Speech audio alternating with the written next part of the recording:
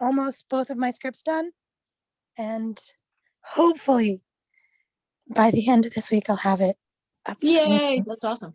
Yeah, because Coda saw it when I told him to read my script. It was constantly shutting off, kicking me out, telling me to re-sign in. I don't know what's wrong with my phone. So I was able to break down my script, and this is what I came up with. I just wrote down what it was going to be with the different highlighters. Some are like very similar, which is kind of that it shouldn't be the same kind of purple and the same kind of pink. So I'll probably get new highlighters. Oh my gosh! On the picture, I can actually see the light green, sort of. You mean makeup?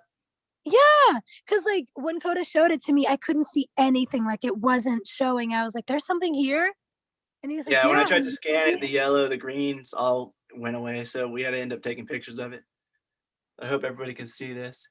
But this is just like what a breakdown would look like if you're doing it on paper. It would be, like your locations, your characters. You just highlight them with all the different colors. And on the left, you can see all the different things I'm highlighting. I did some orange and yellow because I'm not sure if it's going to be visual effect or a special effect. So once I get down to it, I would talk to whoever's on my crew about it, whether we're going to do it with like a lighting, like a gaffer's going to do it, or whether we're going to do it in post-production. And then can't see the yellow though. Crap. What? You can't see the yellow? No, I can't see the yellow. I can see like faintly that there's like blurs of yellow, but I can't see what it says. It's fine. I know what it says. What about on the left? Can you see that? Like just the stuff that's in yellow. So this would be considered what? This is a breakdown, like a script breakdown. After you write your script, you go through it. Well, it depends. It would probably be the producer and then the assistant, the first assistant director. They're the ones who do these. But since we're all on indie productions, we'll probably be doing a lot of it ourselves. Okay. So this is from mine, the one I wrote. After I revised it, I went ahead and just did this so I could kind of show you guys. Yeah. Because this is my first time use that. So, what was that? Okay. Try not to use that fluorescent green highlighter. You can't see it. The makeup one? After location, wherever that is. Oh, visual. Oh, you can't see it either. Okay. I was gonna say makeup because I got confused with makeup and location, so I was like, which one is highlighted with makeup? Even makeup is still barely. Yeah, you need some darker colors. Yeah, the highlighters I got came with like darker colors, and then they came with the same colors but a lighter version. So it's just like, because you see how like the blue is kind of light blue and dark blue, but it's too similar. So I agree. I can see the light yellow on the paper, on the word, on top of the word. I just can't see it on the paper by itself.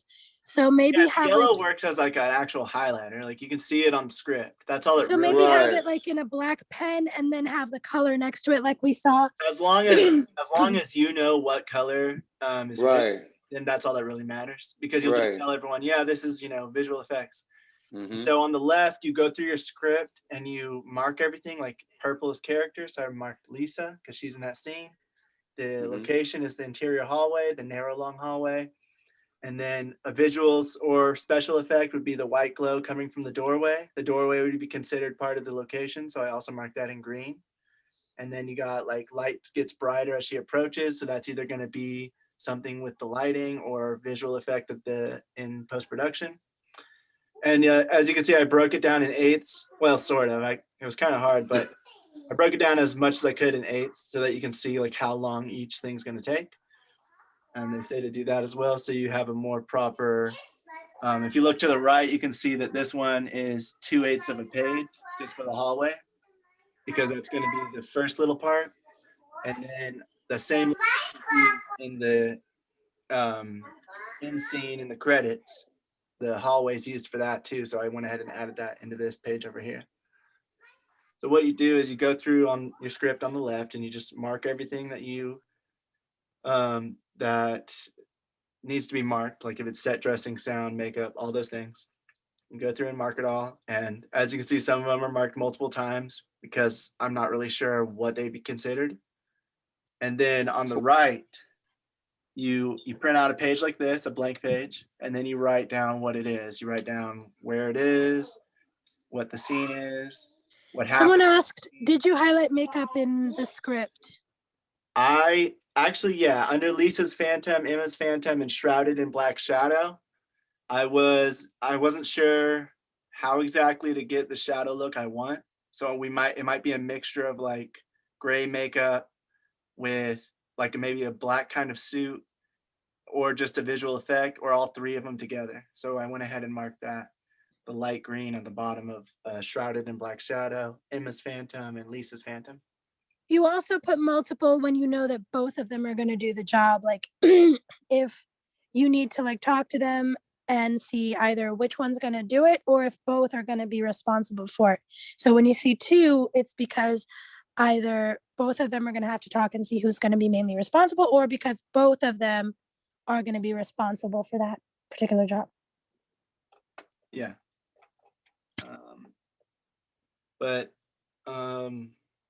One thing I'm not sure of, because this is my first time doing it, I'm not sure if I'm supposed to mark the same thing.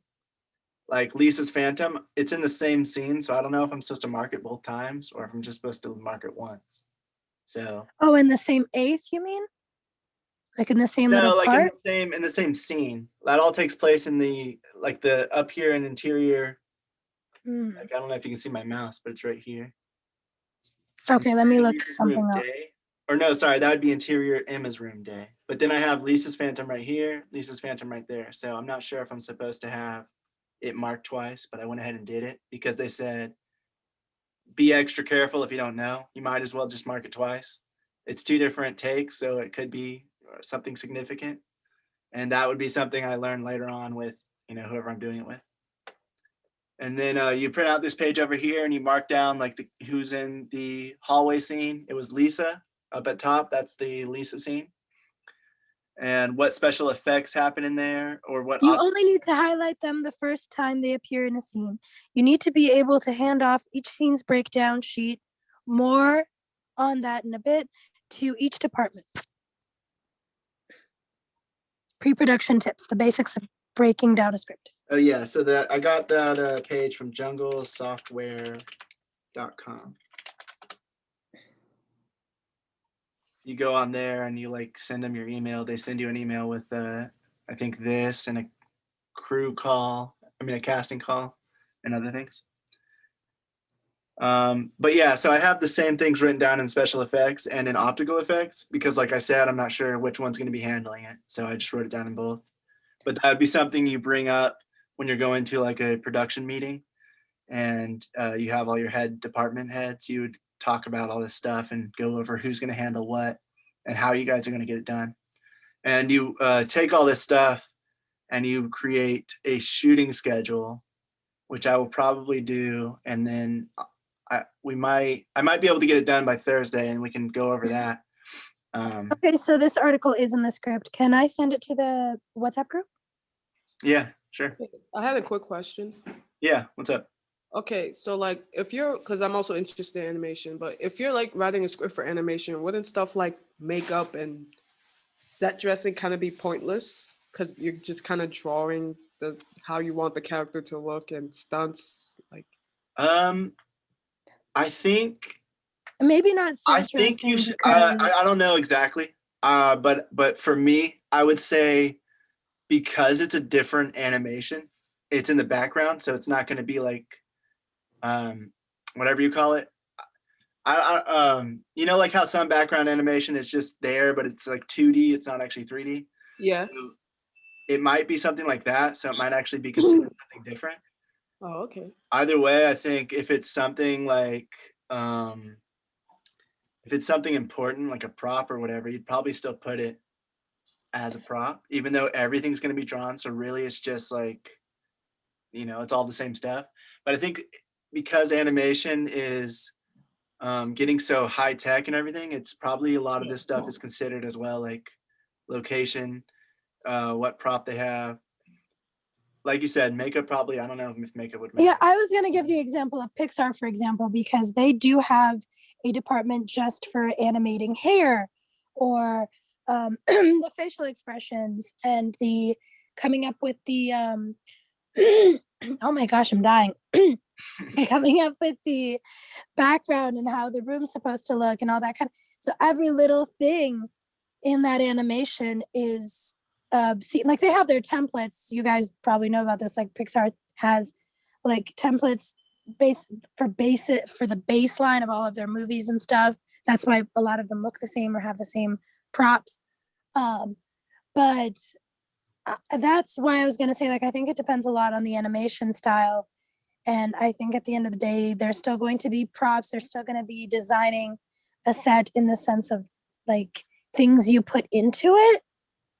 And if you're animating via computer, via 3D animation, that kind of thing, you might have separate departments for that. I will set that as a reminder and I'll look more into it and I'll send a message throughout the week. Oh, okay, I see. Yeah. Yeah, because I mean, I agree that because that's an interesting point. But like stuff like locations and stuff, I'm sure is still used because it's important to the story. Or like, I guess makeup, if they're getting dirty throughout the scene, you would put something like that, but I'm not exactly sure.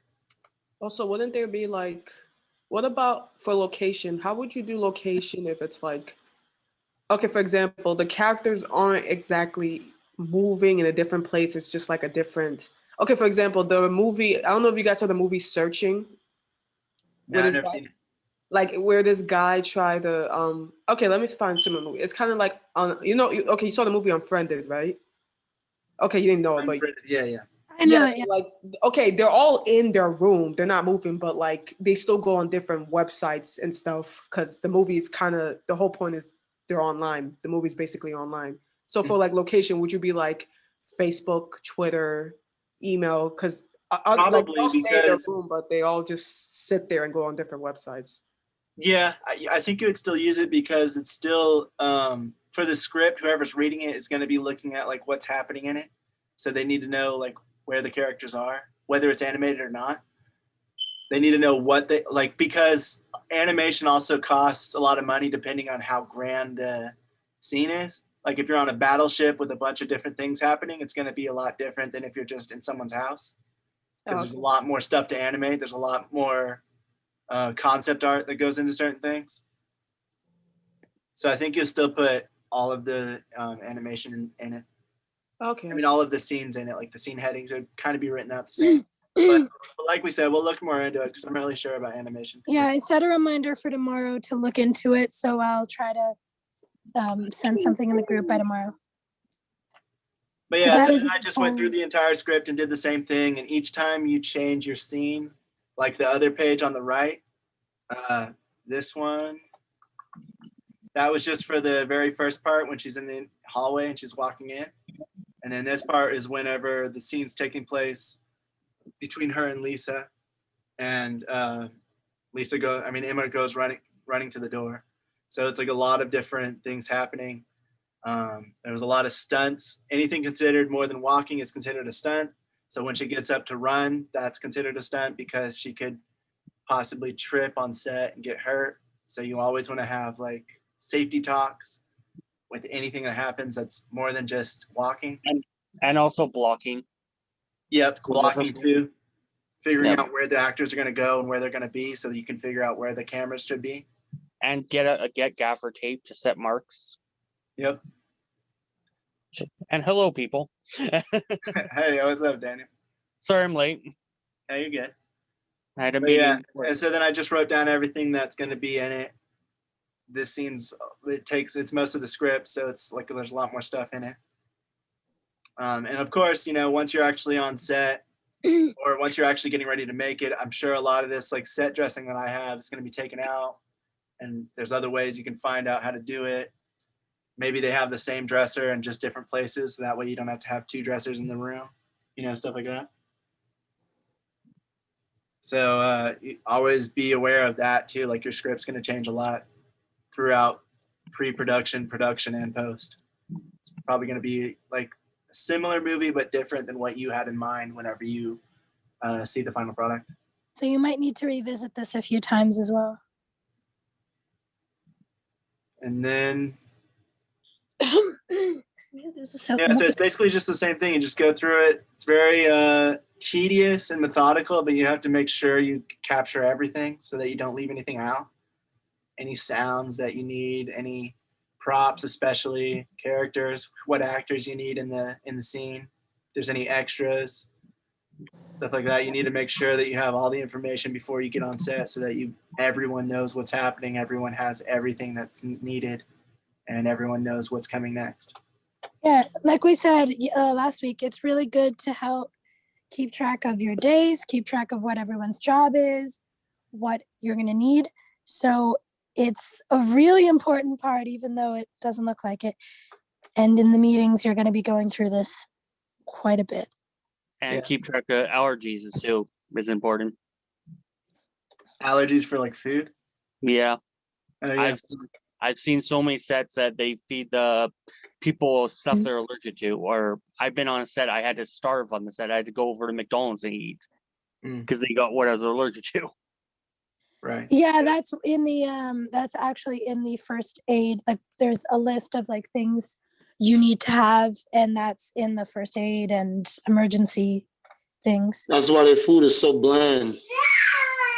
Yeah. Well, the worst part for me is I'm allergic to the shot that gets you better from allergies. Oh, someone.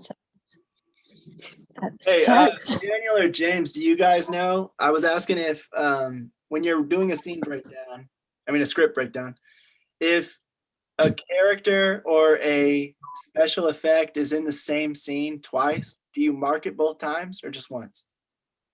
I just said it. Did you not did? hear what I said before? Like I looked it up and I found it. Oh, what was the answer? I didn't hear. Stupidity. So I said, you only need to highlight them the first time they appear in a scene. You need to be able to hand off each scene's breakdown sheet to each department.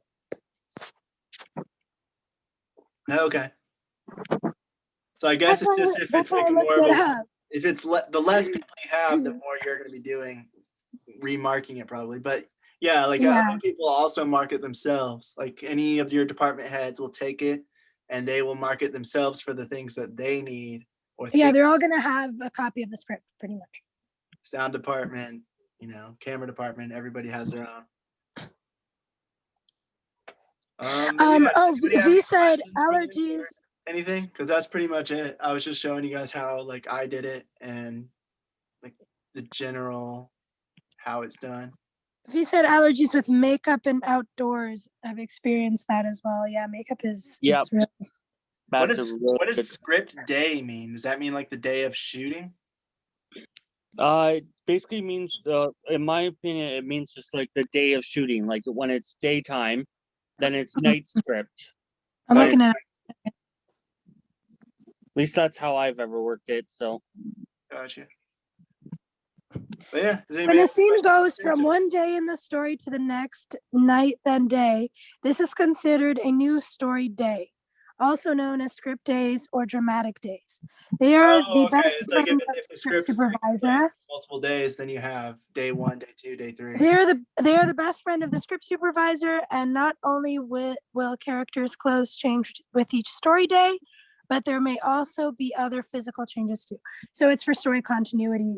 That would probably be like in costumes, you'd write like second outfit or something if you had a second day. But since mine all takes place within the span of like, I don't know, 30 minutes, then it doesn't really need that. But okay. I'll send an image of that as well. I just always like to be sure with these things because I don't want to give anybody any wrong information just in case. We don't want to be in trouble later. Like, you taught us something wrong, First of all, we're not here to teach, we're here to help, but like, no, you're the sensei. You're the senseis. What are you talking about? No. We're here to learn with you and like. Yeah, that's why I'm asking while I'm doing it. This is my first time doing it. I'm just making sure I'm doing it right. And that's why in the messages we're making sure everybody knows this, and we're going to be sending another message out maybe this week or next, saying like just keeping it clear. These are not classes. These are meetings. We are learning in a study group together. There's no like better or worse. Like, this is not classes? No. Brett, we've been lied to. We talked about this, yeah. So like You guys talked about this amongst yourselves? Because where was I? Oh my. Where Probably was I? working. No, probably working. How dare you lie to us? Why? Yeah. But yeah, so we're all here to learn together. So the fun with these classes is just that, dang it. See, I hear it so much I say it. The fun with these meetings is that I've heard it so much. The fun with these meetings is that we get to expand on what we learn. We get to learn dynamically with like little games and stuff and talk about what we learn and share our knowledge. But the main thing is, you know, the playlist, the syllabuses, and what you guys want to learn on your own, and then we can just talk about it. Oh, and the future where we, you know, actually get to do stuff. Yeah, we're gonna start creating stuff together. Yeah. Once everyone knows what they're doing. Once everyone knows how much freaking work goes into it and is ready to take Oh yeah. Yeah. Tons of work. Oh yeah. It's awesome. Yeah. Oh, that's another good thing about So much. good thing about this script breakdown is that you get to see how much freaking work goes into everything. It's fun though. Oh yeah. I do like it. Yeah, I actually like learning about all this stuff because it's way more professional seeming than what I used to do. So I like. And it's also fun to know who you could delegate to, where it's like you already know whose weaknesses, you know, in a group, the strengths, and we should be able to work with each other, weaknesses and strengths, and you know. Yeah, definitely. That was something I was going to bring up as well is when we're together, let's try to not discard anybody. Like just because someone's in the beginning, that doesn't mean they can't like be incredible. Oh, they don't have a talent. They don't have something they're good at that they can contribute to. Thank you. Because sometimes we tend to be, oh, only these people no, and the rest are just like along for the ride. Not necessarily. Sometimes people have things that they can contribute. Everybody can get used. Everyone Everyone has gets experience, little or not. Someone can still help on anything. Definitely. We all got to use each other. I'm not saying that's what you're saying at all. You could be a PA. Yeah, I'm not saying that's what you're saying, but I'm just saying like that was a point I wanted to make just in case, because newcomers, you know, sometimes they come in and they tend to. Yeah. Like they tend to come in and be like, okay, so these guys are the only ones that actually know it, and everyone else is just dumb or whatever. And I don't want anyone to think that. People like that are walking along, like in are contact. Well, I'm kind of glad they think that, so that way they can lead a group and it'll be a tight knit. Yeah. But at the end of the day, it's just because they don't know. They think, oh, are these people actually learning, or they just because people tend to judge, unfortunately, when it's something they're not sure of. Let's stop you right now. I'm gonna stop you. I'm gonna cut you off. I don't care what people think. We know in the group what we're trying to do, and that's all that matters. So who's ever coming in and trying to join and they want to be new and they want to understand what's going on, we can explain to them this is what it is. But then after that, that's it. Yeah. Yeah, that's why I just wanted to reiterate that and be like, never let anyone put you down, or never put anyone down because you think they know less than you, or you think that someone else knows, you know, that kind of thing. I just wanted to make that clear. We like having these things out just so that we can say we said it later, pretty much. Even for me, like for experience, I've been in the industry for like 10 years, 11 years. I got some things wrong in this little chat, but the thing is, I'm still learning. Yeah, that's the other thing. That's what I like about you, Daniel. Like, you're still like you're like, I don't know, from the people, some of the people that we had or that have left the group is because they were like, oh, this isn't good enough for me. Right. But I feel like everyone can always learn something more, no matter how much you know. Exactly. There's never like, you can always keep learning. And like King James is still here, and he knows everything. Yeah, I was gonna say. let our knowledge, our experiences and knowledge from the ones that experience to your benefit, both you, Lakota and Priscilla. Mm-hmm. If anyone has questions, just tell them to ask one of us that's experience. Yeah, but at the end of the day, I don't want them to just rely on us. I want them to be able to look it up. I want to look it up. But that's what I mean. It's like if they can't find it online. Yeah, definitely. Like they don't have to just ask you guys. They could ask any of us that has experience as well. Yeah, or they could ask people that like, hey, can you help me with this? I know you're also struggling with this, or you also went through this, or that kind of thing. You know, Exactly. don't Like be afraid. Listen, I wouldn't be, life, bottom line, I wouldn't, yeah, sorry to cut you off, Daniel. But bottom dare you. line is, I know, right? Bottom line is, I got 3 kids, full-time job, working crazy hours, and I'm still making time to do this. Not because Yeah. I got all the time in the world, it's because I believe in what you guys are doing, and I believe in this group. What we're trying to do is And you're create also a stronger Superman, because network. holy crap. Nah, I'm not Superman. It's when you have a passion, nothing, you don't get tired when you have a passion because you look forward to it. Just like what Sarah was saying, is like it's fun. Like, even though it's hard, like I'm not a good writer. I'm horrible, but I'm trying. But the fact that I see everybody's doing so Wait, well, I'm not What makes you intimidated by think it. you're horrible? You're No, I'm probably not, not. You're because probably just saying that. Lakota wrote a whole bunch of red marks in my I did script. I did that to And everybody. Priscilla wrote I was everything. more It was critical, no space for my especially script. formatting and everything, because I feel like that helps more than Yeah, it really helped. Thank you. hearing somebody like say. Everyone's horrible at first. Are you kidding me? You No, think but that the Priscilla, Brent, first stop it. script writers? but Brent, you're Priscilla still completely has a right. lot of Technical stuff that details. needs to be fixed in her script. Yeah, too. mine has a lot of stuff. He was critiquing Brent Yeah. today. Oh, Like, that's Coda's so has a lot nice. of stuff. Trust me, the first guy that sat down and wrote a script, he didn't know what the heck he was doing either. He Listen, didn't. I know When you're my in school, weaknesses and I know my strengths, and that is not my strength. But what I'm going to do is learn from you guys to help build my strength. But that is not my strength, and I'm not going to sit here and be like, yeah, no, definitely. potentially But 5 I'm years I playing could be a Brent. great script writer. I'm doing I'm not Brent in this scenario, and I'm just telling you that, yeah, you know your strengths, and yeah, you know your weaknesses, but don't put it in your head constantly like, I'm terrible at this, I suck at this. I'm doing you right now. You say this all the time. Because you basically don't repeat it in your head like, I suck at this, I can't do this, because your brain's going to start believing you. That's a psychological fact, my friend.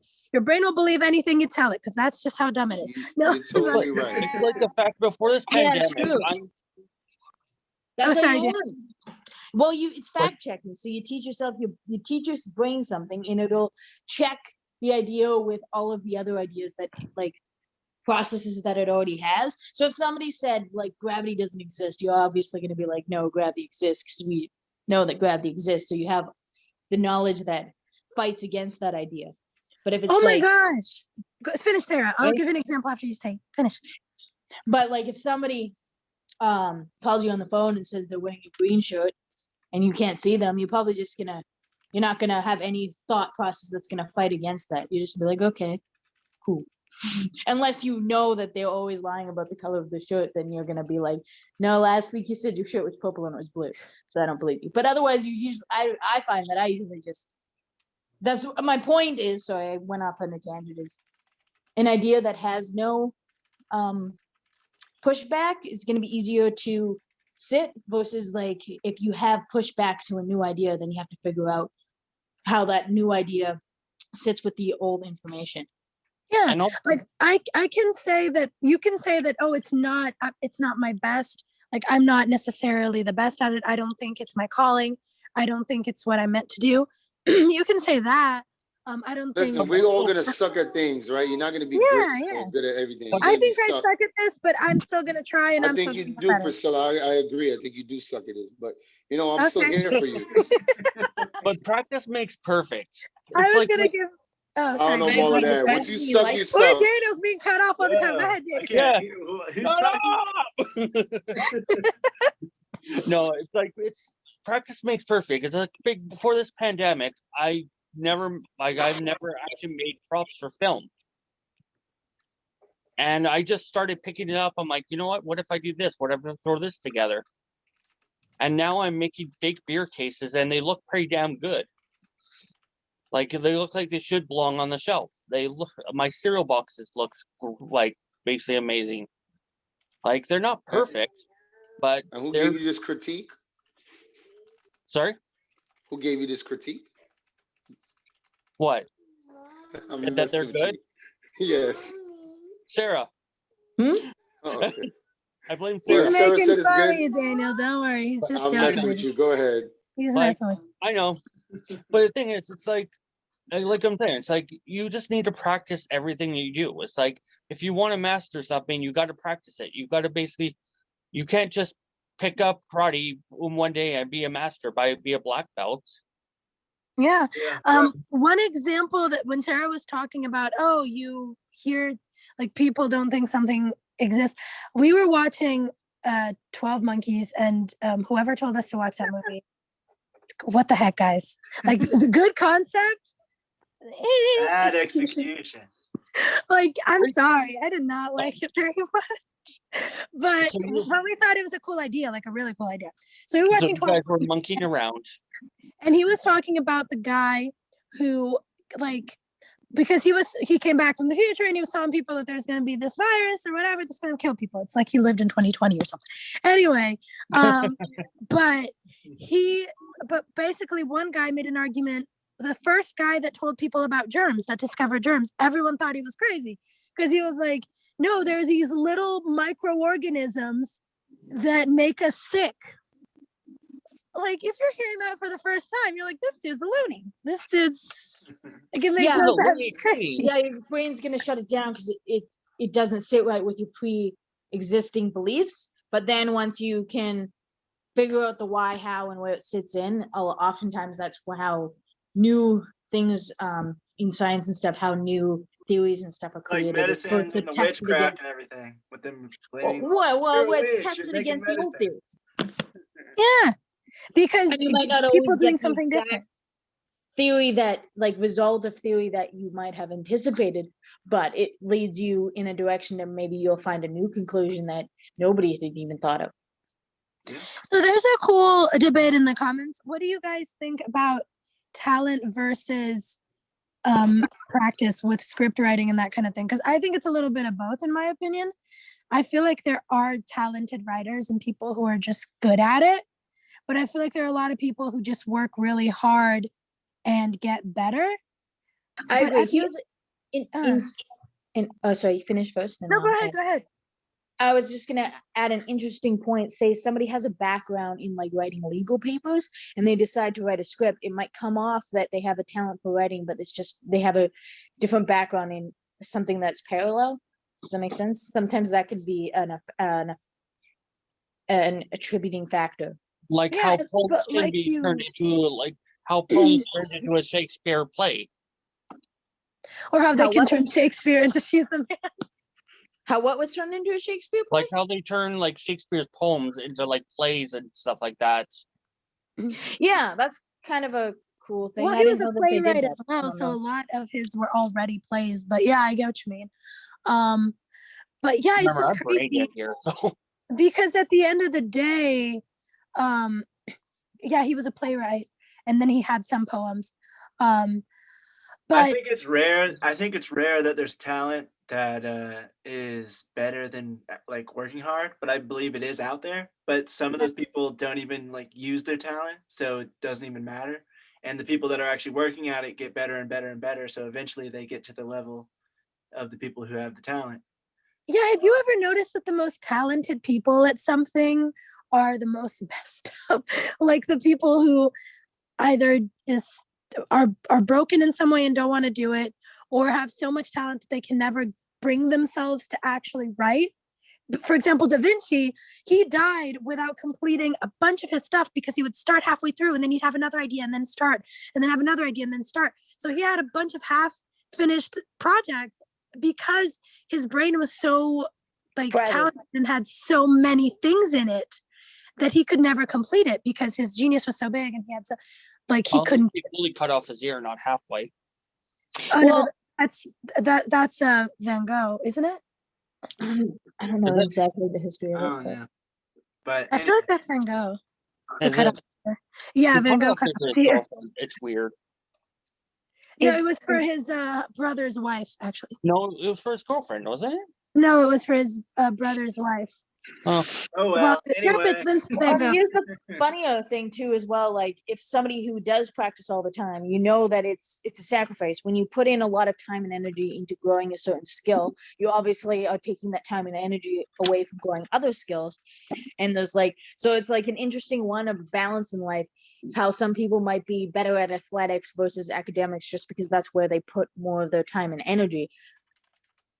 Yeah, exactly. And vice versa. Or backwards. I'm gonna go ahead. It's gonna be an interesting one. For a second, like we can get back to this after the recording. I just thought it was an I just don't want to interesting. veer too far off. Oh, just can I finish V's statement because she asked a question at the end? Yeah, sure. There are just some things you can't buy, like passion and being motivated enough to practice. Even with talent, there are sometimes a need to enhance or rebrand. Could depend on the mission and longevity that is desired. Yeah, true. Yeah, at the end of the day, I think that it's a mixture of both, but I also think that the most talented people are the ones who, like, the things that come out the most are from the hardworking people, because a lot of the time just having talent doesn't cut it, because you can be talented as heck but not finish a script ever. Yeah, so being passionate about it and actually working towards it is a lot different, and practicing at it. All right, so anyway, does anybody have any questions about the breakdown? If not, we can go ahead and move on. Nope, not at this moment. Okay, cool. So the next thing I was going to do is, we were watching the videos about like how not to be cliche, and I thought it'd be a good exercise for us. Hold on, let me stop sharing for a second. I thought it'd be a good exercise if we all just kind of go through different genres and talk about our cliches, things we're tired of seeing, things we think are cliche, that kind of stuff. We thought it'd be fun and it would get us thinking about what not to do. Let me make sure I write these all out. Okay. Yeah. It's an interesting one. I always change my mind like 20 times. It's great for creating different characters, because then you can, I don't know, this is a random thought, but what if you could throw in characters that like certain things, have aversions to certain things, and other weirdness, quirks. Going off on a tangent, my apologies. Some of the videos we were watching, there's like how to not be cliche in this genre, and a lot of the stuff I was like, we paused and we're like, is that cliche? And then he like said that there are two types of cliches. There are cliches that you're tired of seeing and like shouldn't be a thing anymore because it's so overdone. And then there are cliches that you can get away with if you do it in a new and creative way.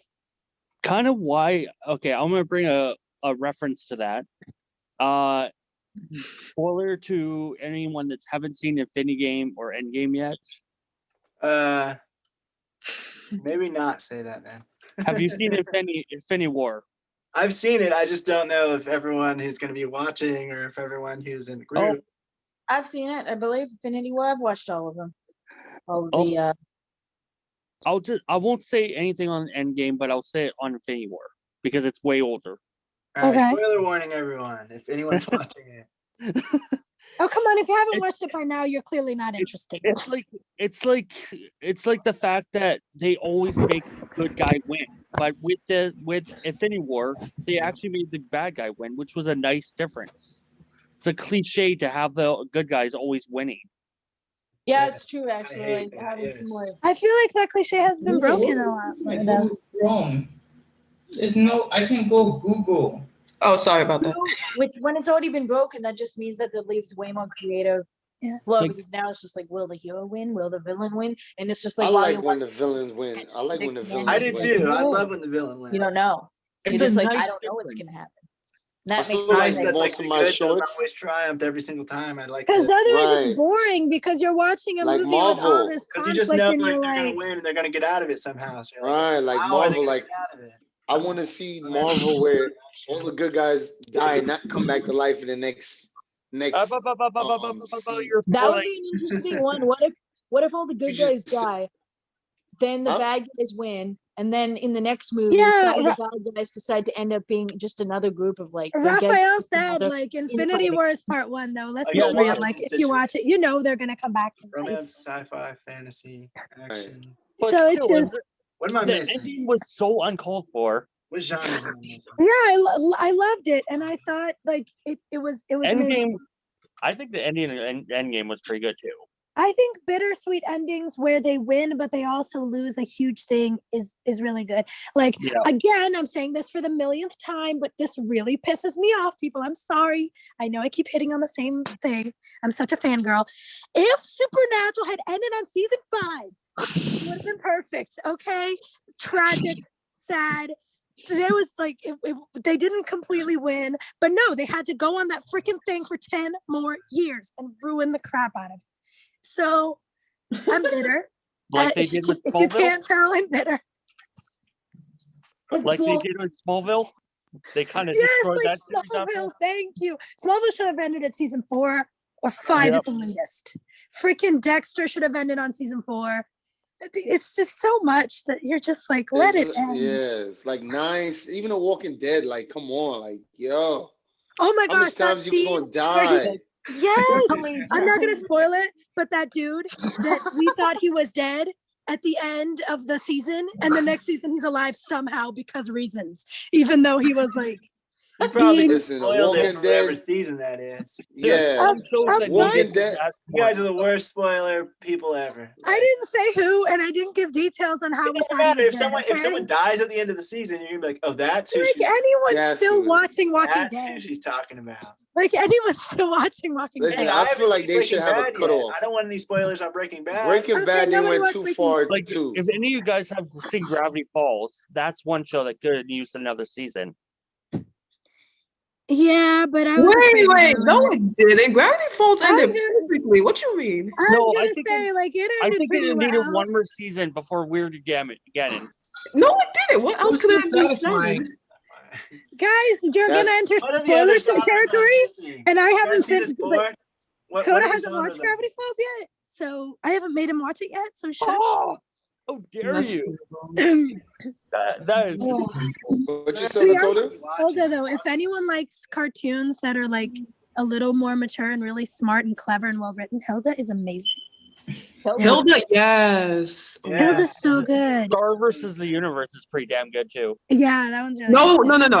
After season 3, Star vs. Universe just gets garbage. I'm sorry. Oh Just yeah, stop I at haven't season finished 3. it yet. I'm on season 2. Stop at season 2. I swear, you No, really don't. Okay. I like the ending. No. Oh, Season somewhat. two, what? I feel like it needed 1 or 2 more episodes, but still. It needed 1 or 2 more seasons, boy. That ending was what? All right, let's get to the point. We can talk about this later. It's already like 10. All Guys. right, guys. Is there any genre, Sorry, main love you. genres that I'm missing for us to go ahead and start? we just want to make sure we have the recording for people that want to learn, and then we can have fun later. That's true. Wait, main Oh, genres for what? Because I left for like a minute or 2. We're That gonna was go a good through movie. genres and we're gonna go through cliches that happen in a lot of them, so that we can look at it and try to avoid it in our own writing. Oh, this is fun. Oh. Okay. Action is what I said. Good guy always wins. Oh yeah. Well, the one that I loved, which was totally out of non like the good guy did always win, but in such a hilarious way. Have you guys seen One Punch Man? Oh my gosh, yes. One Punch Man is so good. I Right? haven't. That's I how have he one just for beats horror, every which guy is gonna make me sound with one horrible. punch. What was that? Man. I One have one Punch for Man horror beats that will make every me bad sound guy with horrible. one punch the whole fucking thing. It's just hilarious. Write it It's in the just like chat. there's no fight. One Punch Man. One Punch Man, yeah. It's Oh, hilarious. Is that a My show, a brother's- movie? Yeah. What is What's it on that? Netflix? Daniel, can you write that in the It chat? was. I think. I don't know if it's still there. I'm gonna look it up. Netflix is having a lot of crap lately, and it's expensive as heck. Like, not worth it for starting not to get worth it.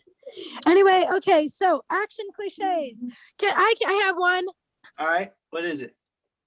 The I sent fact you that mine. shootings. Oh, when we were watching John Wick, he kills everyone with like the first shot, and they can't freaking like they shoot at him like a million times. I agree. Yes, Like all these bad guys are like none of them. The only one they made seem like he was a good shot was that Oh, rapper. What's his name? Bad guy, terrible aim.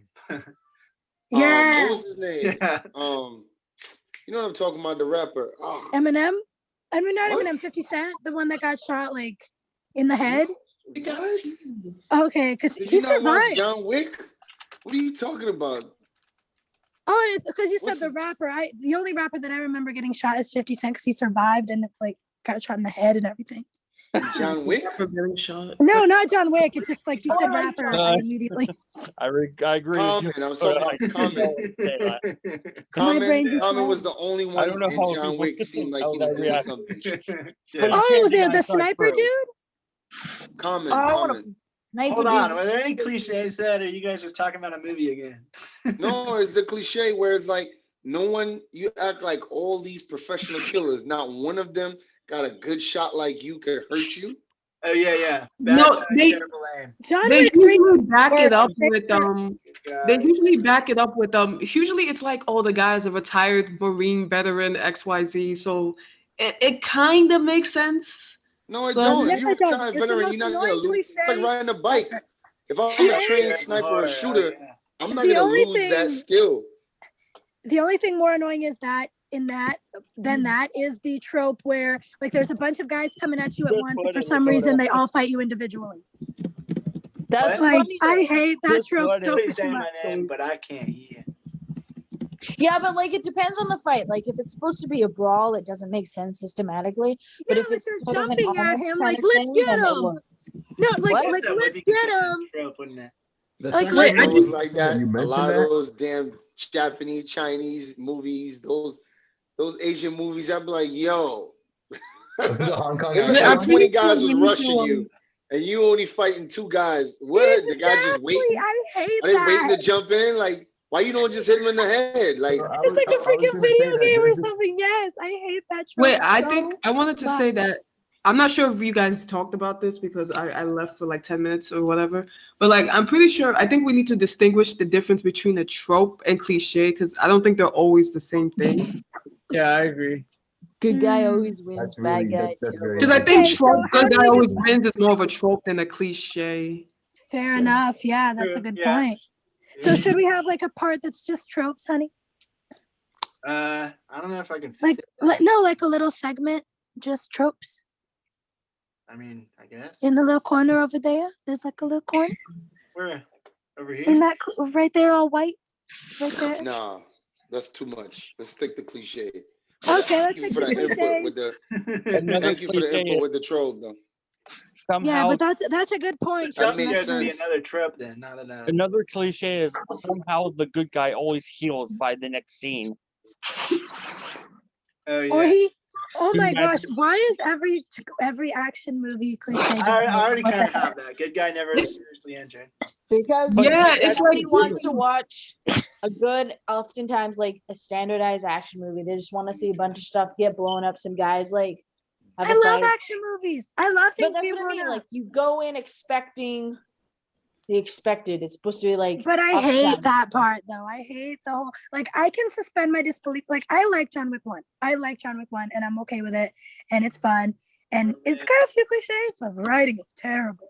But like Comedy, I like the main star always thinks he's funnier than anyone else. 2 and 3. I don't think that's a cliche though. I feel like that's a No, he Maybe always a laughs trope. at himself more than anyone else laughs. That's just funny. I can relate to that. but yeah, so like I'm okay. I love Again. action movies. I'm a sucker for Oh, fun action movies. But I hate You're a I sucker, hate- really? Oh, I know I- one in horror, like you just said.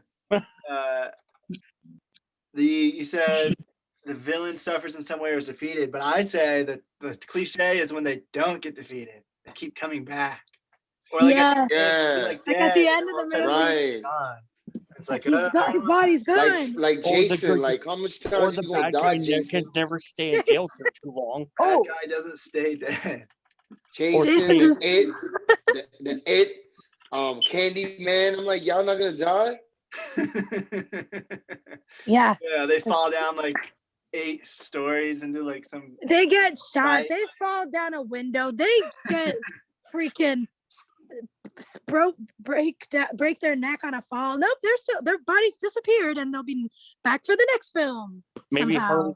her, what's her name? The girl from Spider-Man. Maybe she should have been a villain. She could have survived. Right. oh, what So about I got a question, Yeah. and I hope I probably am going off topic. Damn. It's Sorry, fine. I'm guys. getting better at cutting people off when they do that. Yes, but cut me off as soon as it don't make no sense. But I was wondering, since they're trying to stop all the movie theaters while they're going bankrupt, how is it going to affect the budgets of these movies that sometimes have an $80 million budget, and depending on the movie theaters to be, raking in the money and influence people to go to the movie theaters more when everything is streaming? Like, how do you get, Oh, make 100 or 200 million people going in and stream so your movie could make money? Like, I don't understand. so we were discussing this. This is just me. Anyone else can chime in after I finish. But like what we were talking about, I think it was me, Coda, and James, and then me and Coda were talking about it, is that, and something I saw online as well, because these big companies aren't just doing movie theaters anymore and they're streaming as well, or they're like having promo, because movie theaters, they have to pay a certain fee to the production company in order to have those movies. So they're saying that because it's half streaming, half theater now, for example, like HBO, they won't have to pay as much for the rights for that to the producers for those movies. Another option would be that it would give a lot more room for independent films. And maybe that's even the future of cinema, because since the distribution deals are cheaper in streaming, but you have James can explain it a lot more than I can, because he was a lot better than I can, because we were actually talking about it. But basically the point is, we were debating that maybe the future of cinema is more independent films, because it'll give or older films, because it'll give people an opportunity to go, people that actually love to go to the movie theater to go to the movie theater. And then there will be those production companies that'll be like, okay, we'll release it in theaters and on streaming for those people that just want that experience. So it'll be more about. Talking about the theaters is going to be done for. Like, I don't see the theaters recovering if they keep doing this 20% capacity. Like, it's not going to happen. You can't maintain a movie theater. I don't think they're gonna come back to where they were, but I do believe that there's going to be like a revival of the movie theater into something else. Wait, your movie theaters are actually open? Some of them, yeah. We have none open here. Oh, that sucks. I think they just started opening a few of them. I had to get my neighbor to cut my hair because nothing's open. But I get your point where I feel like it's gonna open up more platforms for YouTubers and people independently doing stuff. Because now you need new content, and these companies. Or you're saying they're actually gonna be saving money because they don't have to put as much marketing, because they can just put it on the website or put it on IG or whatever platform, social media platform, to advertise the movie coming out on HBO Max. So I guess that makes sense for that. But I'm just saying, like, as far as like the big budget now, like, you won't need a big budget. You don't need to have all the people on the set no more. Then, if you do, I feel like you still need a big budget, because I think it's actually going up in like streaming production, especially if you look like back compared to TV, how it used to be. Streaming is way higher budget and way more, because they're all competing against each other. Like, they have to draw people in, so they have to have something worthwhile to bring them in. Yeah. That's why HBO Max is like, we'll bring in all our movies to it, so they can compete with Netflix, Disney Plus, and all the other ones. That's why they're investing millions in these big epic action movies to draw people's attention, or these big art house movies. They're investing big time to get these Sundance films into Netflix and into other streaming services so that more people can watch them. They want the rights to it. So I believe that that's not going to change. As for the future of movie theaters, I just think it's going to become something else. I think it's going to become more like older movies, independent films, and studios still having blockbuster movies like in the cinema, but it being available to stream as well, like it being available for both. But at the end, but that don't make no sense though, because if you're saying it's gonna be streaming and you do it, at least when they had movies coming out, you couldn't get it nowhere except for the movie theater. It'll force people to go to the movie theater. But if you're telling me now I got the option to stream it, why would I want to go to the movie theater? I could just I got an Exactly. 80-inch There TV. are some movies that was just better to see in the theater than stream. Like I think Infinity War was much better to see in a theater than just in my TV. Unless It I have was- a Oh, yeah, giant, definitely. There's a lot that are like- flat screen TV. Same with Yes, the it was Batman epic. movies. Actually, Yeah, there's always going to be the blockbuster movie, the movie that's better in cinemas, the movie that people can't wait to see in movie theaters. But at the end of the day, I feel like movie theaters are going to become a lot more of a niche and a lot more for people who actually love it than for just, the average moviegoer type thing. But going back to cliches in action movies, I think one that really annoys me is that when there's a retired veteran, whatever, and they need him back because there's a big threat and he can't And go he's back. the only one that can save it. Yeah. Yeah, and what I All the hate black about guy that is, what I hate especially about that is that like I feel like for the most part they always give the character a family because the main character himself is kind of bland and like we don't really have a reason to root for him. Kind of like World War Z. This might be unpopular, but I feel like the main character was kind of boring. I realized the only reason I cared about Brad his Pitt in family general is boring in just- every role that he has. Like, I hate Brad Pitt. I feel like he was good. Just World War Z, like he wasn't really that interesting of a character. I only cared about his family because I guess family. Like I don't know. He just like I'm saying, if you take away the family, there really be anything I care about for him. I would just be like, it's just some action guy doing something. So I feel like Yeah. I don't think it's a Black hard one, people are like- always dying. Yep.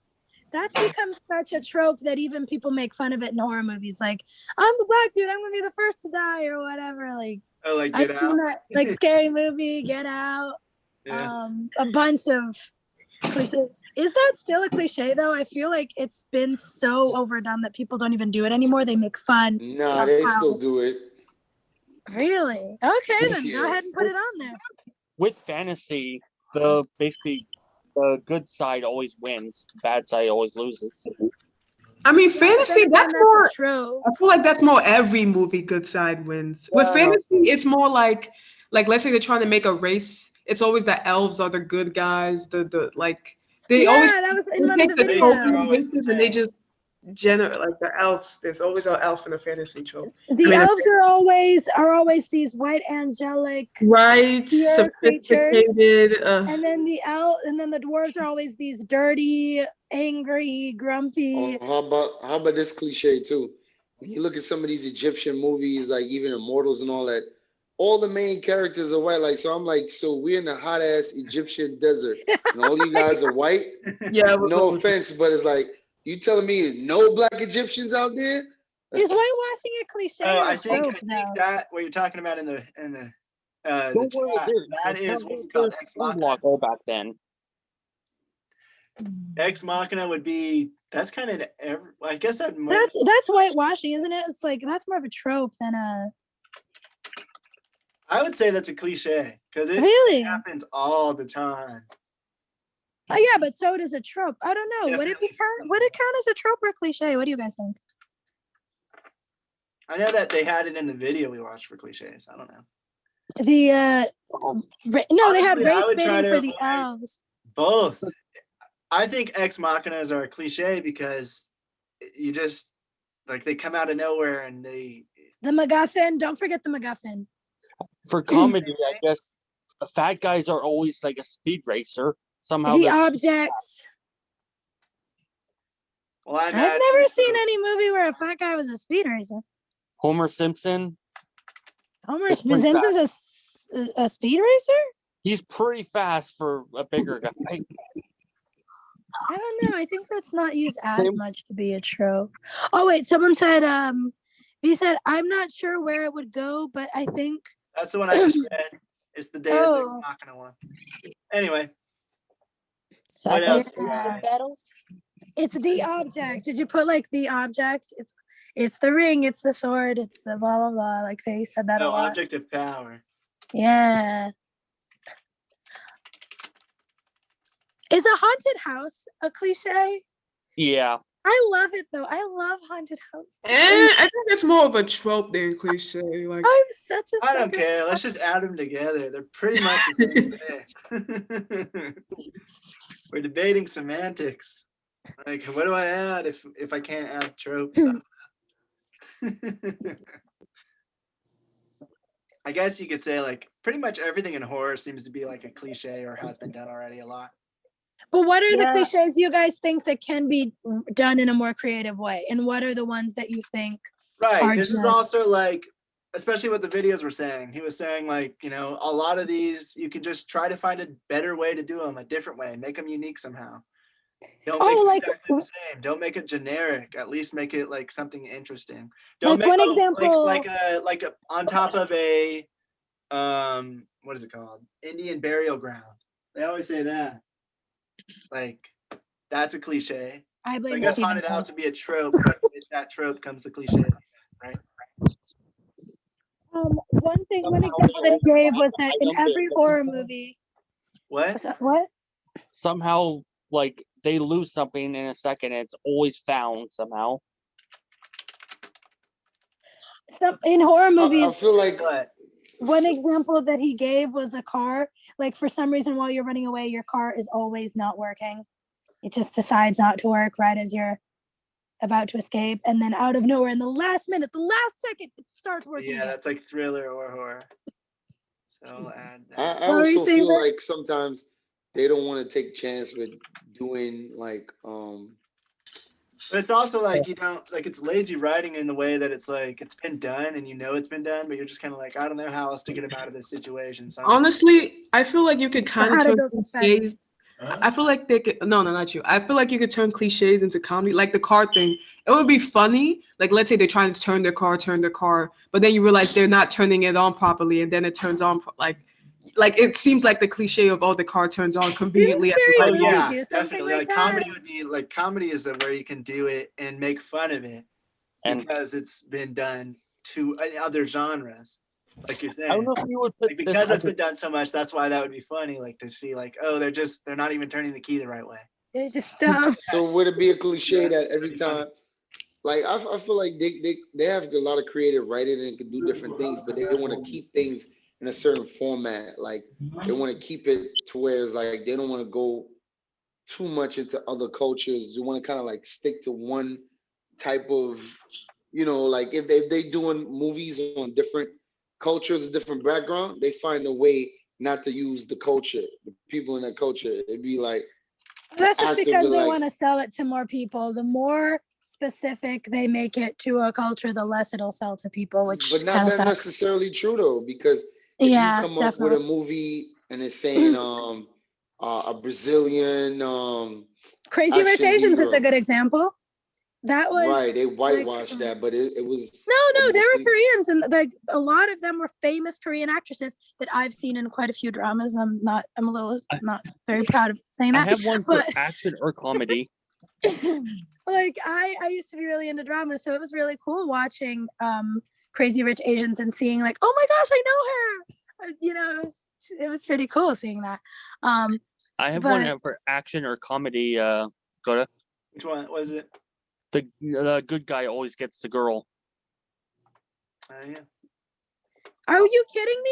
No, it's always the bad boy gets the girl. That was a trope that I hated growing up. not. It was like they have that No, it's perfect, not. amazing best All right, friend. Brent, thanks Next, for coming. listen, they have that Correct. perfect best friend who's awesome and amazing, and No, I he's mean like, for superhero movies and stuff.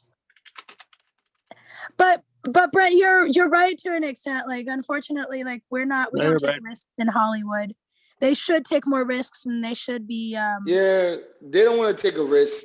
You Yeah. know, they don't want to take a risk because there's That's so why many I like different cultures, so many different backgrounds that you could use, but they always stick to like this one culture unless you look at some, you know, independent film or And you see that foreign it's film. successful. Like Disney Channel, when they came out with the Proud Family, or when they came Exactly. out with With Coco, like Yeah. I love Coco. Like, why you can't have a Coco's movie like amazing. that without having some, people you resonated know, with it. Yeah. right? They'll do Coco, but they'll have probably Brad Pitt play Coco in the movie. You be like, yo, No, you're right. you know, they'll have Brad Pitt or they'll have The Rock play the mother or the father. I'm like, yo, what? At least I'm not gonna lie. At least The Rock, he's trying to like the movies he's making. Some of them is kind of towards his culture. When he did, what was that other one? Moana? Moana, right? It was mostly his culture, and I was like, yo, I like that. He didn't have no white character in there trying to seduce one of the lovely Hawaiian women, and he falls in love with. Here comes this guy out of nowhere, and he falls in love with this Hawaiian woman, and he's from a different background, different race. Like, come on. Yeah, and he's the cliche. hero. Like, it's like kind of like the white savior trope in a way. Yeah, he's always there, and the family Like, don't like he's him because different. he's white. And it's like, yo, come on. Why you just can't have it all Asian? I just find it frustrating, like when we were talking about, for example, The Social Network and the fact that he was Brazilian. I was like, they found a guy that looked Jewish enough to play it. And then they made one comment about him being Brazilian in the movie that if people didn't know that, they'd be like, what? Because there was a part where he was like, oh, I didn't know they had, they had the, that redneck family. I keep forgetting their names, but yeah, they were like talking about a show. I didn't know they had that in Brazil. It's like, that was an awesome show or whatever. And it was like, if you didn't know he was Brazilian, you'd be like, what does that have to do with anything? And they just put it there like, see, we mentioned he's Brazilian. We mentioned it. And I was just like, because there's so many beautiful stories you can tell. Mulan was such an amazing movie. There's so many good backgrounds, so many different things. But like you said, Hollywood has like Lakota was saying, and you guys were saying, they have a certain format or formula. They think will sell, and they don't change it. Oh, for example, I was watching a podcast, and someone said that I think that streaming's a good thing because they are taking a lot more risks. Yes. Yeah, I think so too. I was watching a podcast, and they said specifically that they canceled a hit show on Cartoon Network because it had a bigger female audience than male audience, and boys sell more toys. Girls don't buy as many toys, and they said that a lot of good shows end up canceled because of that, because they have higher female audiences and they're not as likely to sell toys or whatever. And that just made me annoyed, because I was like, well, at the end of the day, because me and Coda were talking about it, I think at the end of the day, it's just because you don't bother to know your audience, those things change, because most of the people I know in fandoms are women. And at the end of the day, like, it's just because girls aren't into, like, of course girls are into like different things, but girls rock, man. I love Wonder Woman. Girls yeah, rock. But I'm saying, like, I don't think they even bother to know their demographic. They're just like, it's easier to sell for boys because boys will buy anything that shoots or whatever. Right, like Wonder Woman. She's supposed to be a what? Amazonian woman? Like, you couldn't find a Brazilian girl that played out or something like that? No, I mean, she's Israeli and she kicked ass. I liked her in. But they were complaining about no, being Israeli. God, no, Amazonian as in like not our Amazon. Oh, okay. But she would get kickback from not wearing her, covering up. No, not that Amazon. It was like an Amazonian island. An island in the Amazon.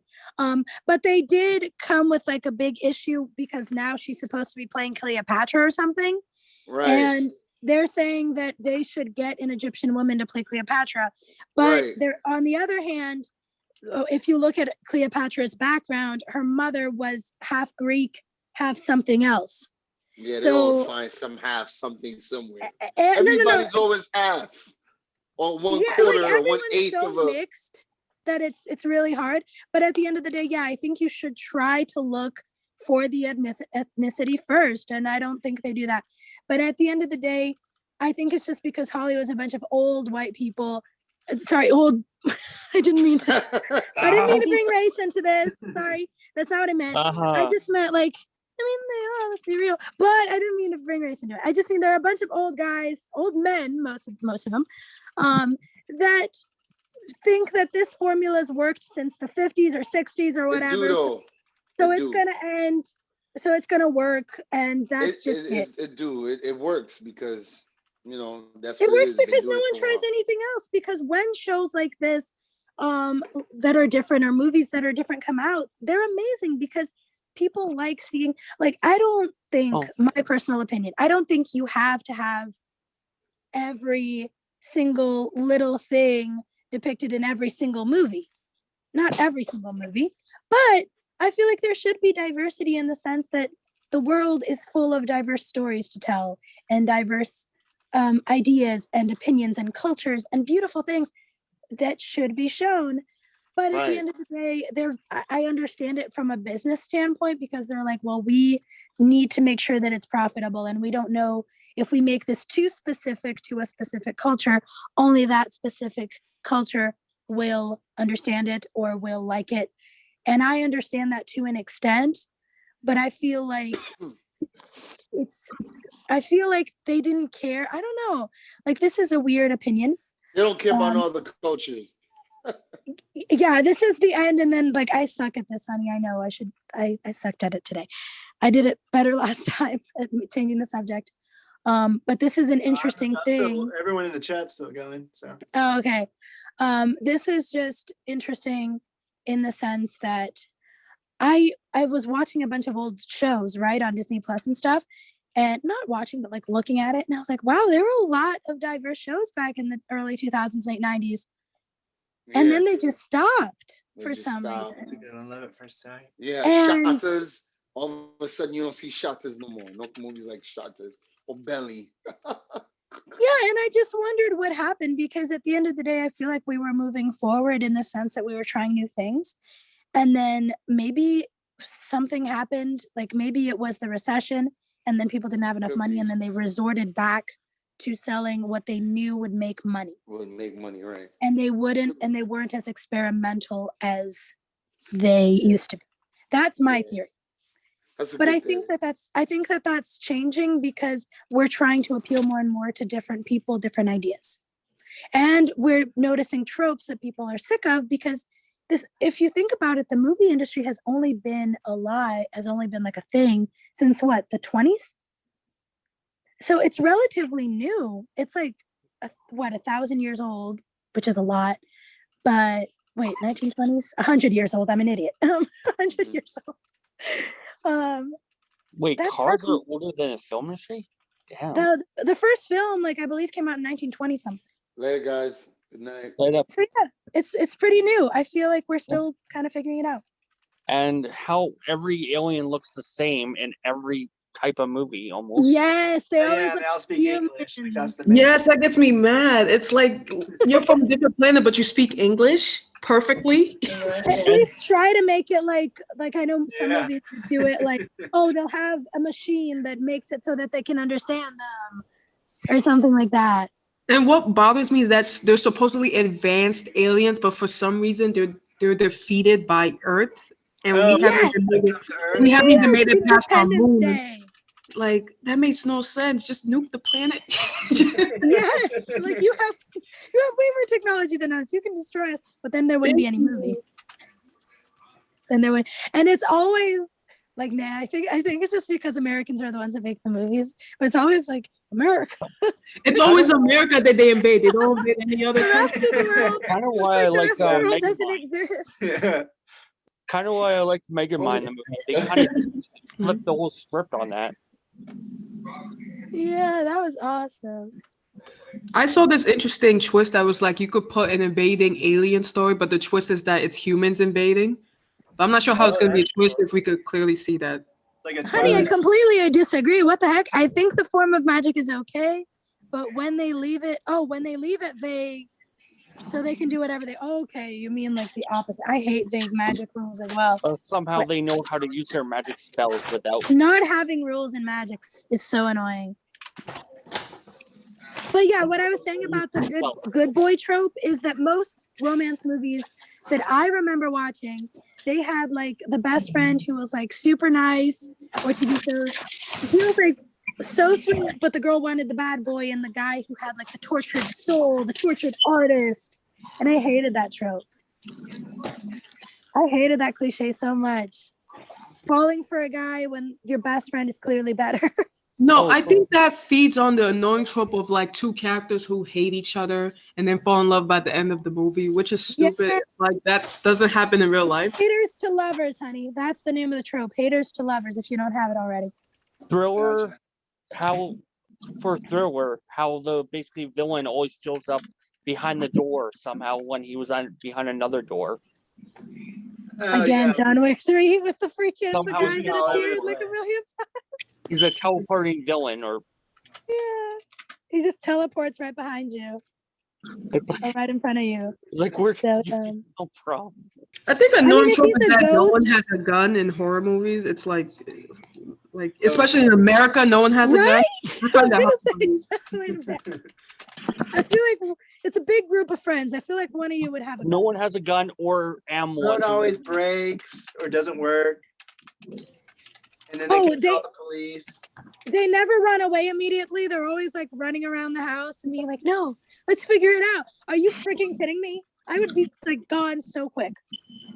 I'd be like, screw this. I don't want to die. Yeah, 7 is completely right. I don't understand that every time. I'm not afraid of ghosts though. There So. we go. Always curiously going after noises and shadows, even after they know there's a ghost there. Yes, that's so dumb. What is that over there? And with the phone part, even if they have a working phone, they never. Oh, how about when they always say let's split up, even though they know there's a killer who slowly picks them up one by one? Yes. Oh my gosh, Why the would you splitting up split up? thing. I hate. Yep. 7-1-1-5. When we were playing that video game we talked about, the anthology thing. We were talking to somebody. Sorry, that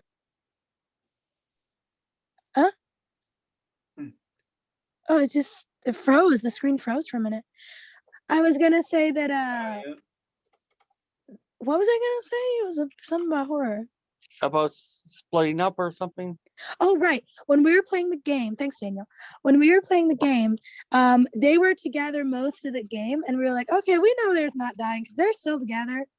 So obviously, none of them are dying yet.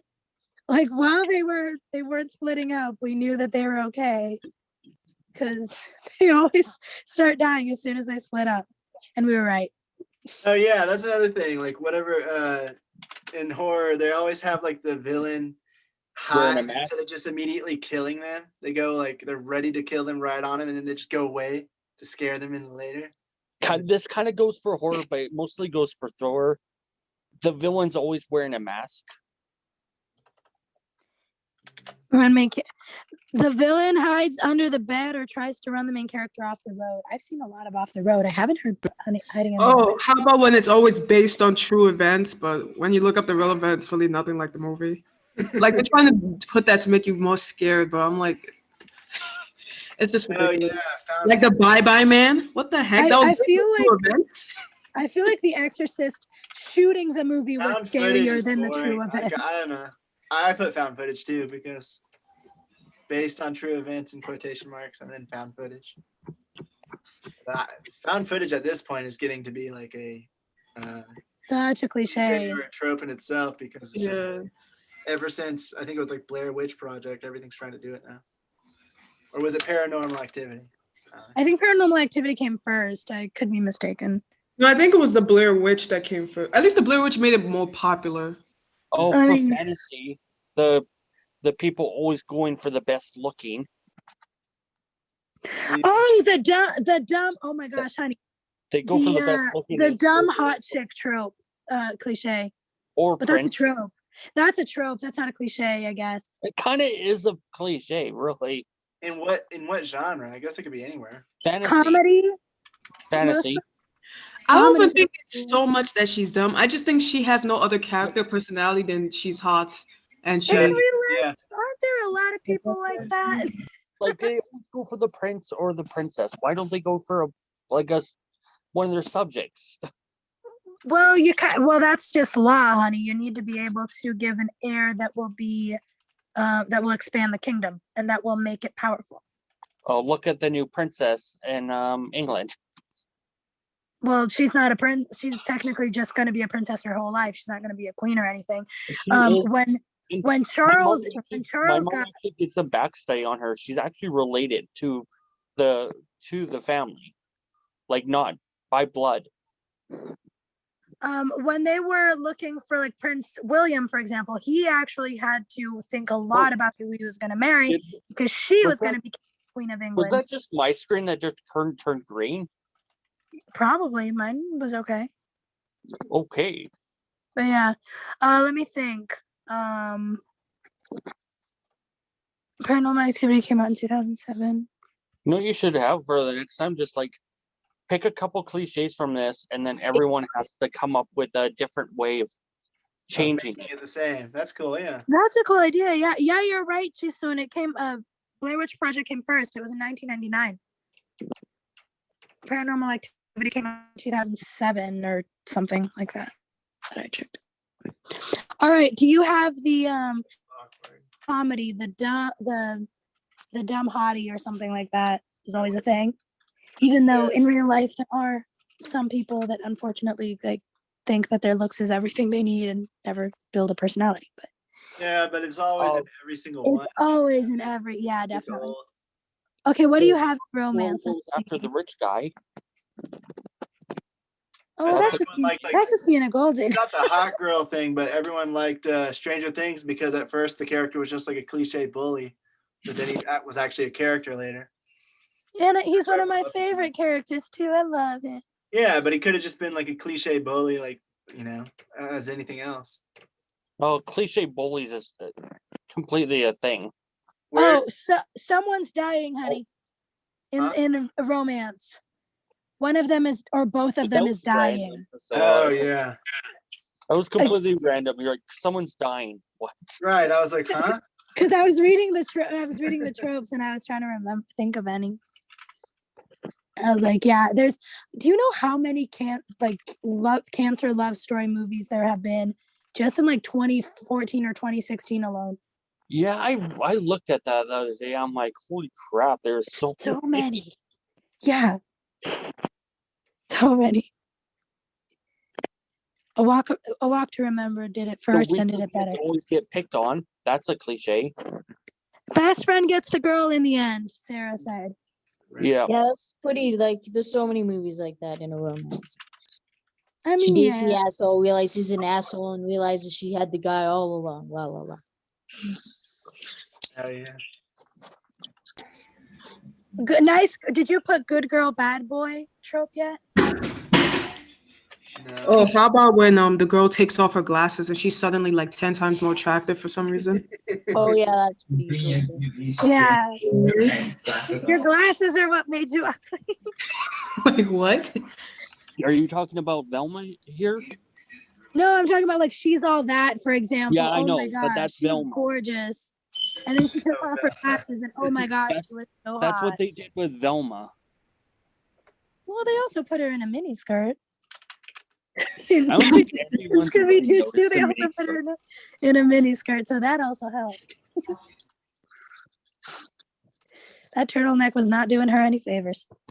That turtleneck was her signature thing. It would be like for her to be a hot chick or whatever. Same with Fred's ascot. Same with Shaggy's shaggy wear. My favorite was when Velma had to get into those tight pants in one of the movies. That was funny. She's like in that like really tight skin fitted suit in the van in one of the is that one or two? That's one with the big red outfit on her date. And she couldn't walk. Scooby-Doo Incorporated. I'll just put Dumb Cops for that one. That's a good one. Dumb Cops. Oh yeah. And Dumb Bad Guys. Oh my gosh! At Home Alone, honey.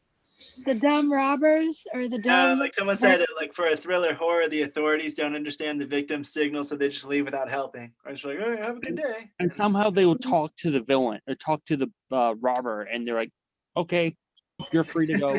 Yeah. That happens in real life too, though. Yeah, that's very mostly in the States. I'll give you that. What happens? Oh, everywhere. Trust me. In Brazil. What happens then? Who says what? They see the killer, like they know the killer, and they don't identify him right away, or they just treat him like super nicely and let him go. Even though somehow they have a. I mean, yeah, but I wonder how often that actually happens. Like, I don't know. They do it too much in movies. Yeah, definitely. Like they were right. They were talking to the killer the whole time, and they didn't know he was there. Yeah, somehow they'll have a stack of paper in their car. Yeah, definitely. And it's like, oh, you can free go. Yeah, I didn't look at that paper. Don't worry. Yeah, there's blood over there. Oh, you said it's an animal? Okay, bye. You should. Yeah. Then again, they You mean can't get a search warrant, so sometimes it's also like waiting for it. But in movies, oh my gosh, yes. And, oh, okay, sir, have a nice day. Bye. Like, oh gosh. English is their main language. Let me see. Advanced aliens come to Earth and get defeated. Yeah, definitely. Somehow always ends in somehow an villains explosion. have all the biggest machinery and they always get defeated. Like the Yeah. biggest Like the government never figures out what's going on, and they always Yeah. have these crazy huge experiments. Yeah, and it's taking up how much power? Yeah. How about villains when they always like monologue before killing the main guy? It's like just shoot them. Yes, villain monologue. That's What would that be action. under? Which genre? I feel like action. Yeah, villain monologue. Like just Oh yeah. I remember Well, watching give Mission the plot Impossible away, and the like, guy like Here's why I'm doing this, and here's how to stop it, but you'll never stop it. Oh yeah, it's like why tell him From Phineas and Ferb. that was so annoying. I'm just like, dude, just kill him already. But no. Have you guys seen Phineas and Ferb? Oh, I know one. What is it? Which one would this be under? Like they tie the person up, leave them alone, and just let him. I guess that'd be action as well. Yeah, that'd be action. They tie Oh, him James, up, and then they like leave him in the room alone. instead of killing you immediately, I'm gonna go do this over there. And it's gonna be long. I'm gonna be away just I'm long not enough gonna for you to kill try to you yet. escape. I'm gonna make you think about what you've done. No, it's like I'm gonna tie you up and I'm not gonna kill you. I'm just gonna go go over there and like do something just long enough for you to try to escape. It's just like the best. And then they gosh. just come back in time just to see him James, escape. when some idiot with a laptop can figure out what happened faster than the professionals with years of experience, yes. The rookie actor who That's honestly knows what everything. That's I know, honestly it's what good. bothers me about But a what lot of what movies. They genre? don't know how to write smart people.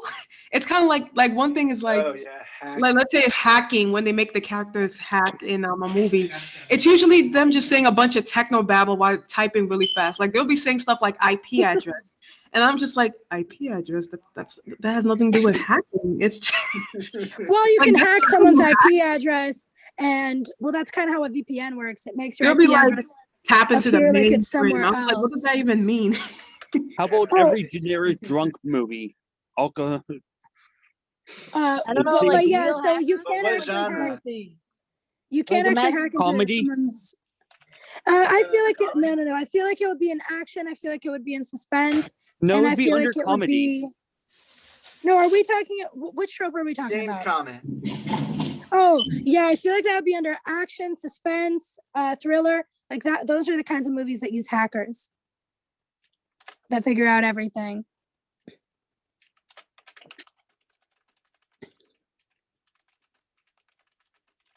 And somehow ever like there's so much stuff in their backpack that never ends.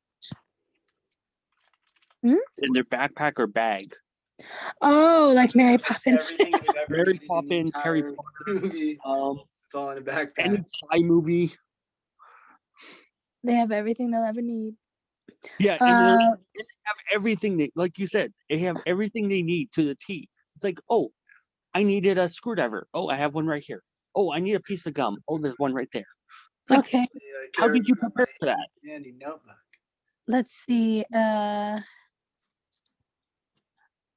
Fantasy. Oh, there's always an exposition journal or book. Oh yeah, or narration or some kind of exposition dump.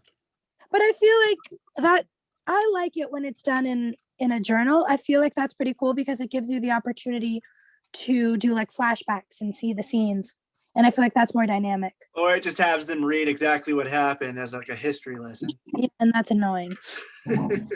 Honestly, for fantasy, what I hate is the chosen one because I feel like it has so much. Yeah. Like The I heard this interesting twist that there was like two twists. One of them was like, let's say there's a chosen one, but they found him way too late, and by the time they found him, he's like an old man that can't do anything. And another one was that there's a chosen one, but he's not necessarily the chosen one of the good guys. He's just a chosen one, and both the bad side and the good side are racing to try to get him. That's like cool. That's like Star Wars. Or what if it was like a chosen one, but it's like you think the whole time he's the chosen one, but then it's like there's two chosen ones, one's for the good side. Yes, or two chosen ones like that. Yeah. So I know a book that it's What pretty about 10 cliche, chosen ones? but the story was really interesting because she like this book is so cliche and like it's so YA, but I thought the concept was really cool. And it's about how this family has a time traveling gene, and so they train this, like every other generation has one person with a time traveling gene. So they figure out who it is and they train them since birth to know like all the customs and all the way they talk, history, all those kinds of things. And they will basically like travel through time throughout their lives randomly in random times. So they have to know all this stuff and they have like a mission or whatever. So in the story, her cousin was trained her whole life to do this. And it turns out that on her 16th birthday, she was the one that traveled back in time. And she didn't know anything. So like they thought. Personally, you actually brought up a good point. They thought are cliche. Because time machine, yeah. And because manic pixie dream girl, that's how you say it. Time machines are just everything like being erased at the end just because, oh yeah, we'll just go back in time and fix it. Yeah, somehow they'll stomp on one flower and they somehow know that exact flower they stomped on. Mm-hmm. But that's a cool trope. Like that was a cool twist on the trope. Like you had a chosen one, but it wasn't the chosen one you thought it was. I thought that was pretty cool. Yeah, that's good. I don't know if that's a cliche though. That's a cool idea though. No, the chosen one is definitely a cliche. Oh yeah, no, but I mean, the twist on it is like makes it not cliche. Oh yeah, that's the whole point. Like you can always do a twist on any of these things and then make it different. I love twists. It makes it way more fun and interesting. Oh, I just had it's gonna go this way, it goes the other way. I kind of just had well, my sister just told me. She said, "What about the chosen one?" But the chosen one is actually supposed to be sacrificed. Like they didn't tell him what he was chosen for, so he thought he was going some big quest. But no, they were actually planning on sacrificing him. Yeah, that would suck. Yeah, you're the chosen one for our dinner. That reminds me of one of my favorite short stories. That would be a cool short story. You should do it. Oh no, I read it. You ever read the lottery? Differently, which would make it unique. That's cool. No, it's what'd you say, Sarah? It said it reminded me of the short story called The Lottery, which I read back in school. It's a great short story. What's it about? Oh, yeah, the lottery. Yeah, the lottery. No, don't tell me. I'll watch it. You read it. Yeah, it's a short story. It's on. Who's it written by? I fucking can't remember. This was years ago. This was like 8 years ago. No, 9 years. No, like a long time ago. Yeah. Honey, a trope in romance. A trope in romance. The quiet, shy girl with no personality that every guy wants. I've already said that. Oh, you did? Is it here on the list? No, I don't think so. Oh, Coda must not have heard you. Everybody's talking. Like wallflower, you mean? So the wallflower? No, a wallflower at least has a personality. Like we're talking about the generic, shy, quiet girl that's super boring, has no personality, yet every guy wants her. Oh yeah, I know that. The only quality she has is that she's pretty, basically. And yeah, that's pretty much she's just fan service, and everybody wants that. Yeah, everybody loves. They want to see themselves in her, which is why. It's basically like pretty shy girl with no personality that every guy wants. Yeah, usually with extra attributes. I'm out. Yeah. Oh, there's this interesting. I know. Someone wanted to talk. Technically, it's stunt doubles, but technically, when the good guy could go through hell and back and not come back, he has no scratches. Like he could go through so many stunts and stuff. Born sexy yesterday. What does that mean? It's this interesting. You guys know on Pop Culture Detective on YouTube? I don't think never so. I'll just leave that. But yeah, it's about, he was talking about this cliche or trope, and it was basically, he kind of made it, he kind of noticed it, like it's a trope that existed for a long time, but he's the one who kind of named it because like it was okay, whatever. But it's basically about this trope about this guy, this action guy, and he finds like this cyborg or alien girl, and like she's a fully she's an adult, but she has a mindset of a child because she's kind of like I can't explain it well, but That all reminds me of a lot of anime.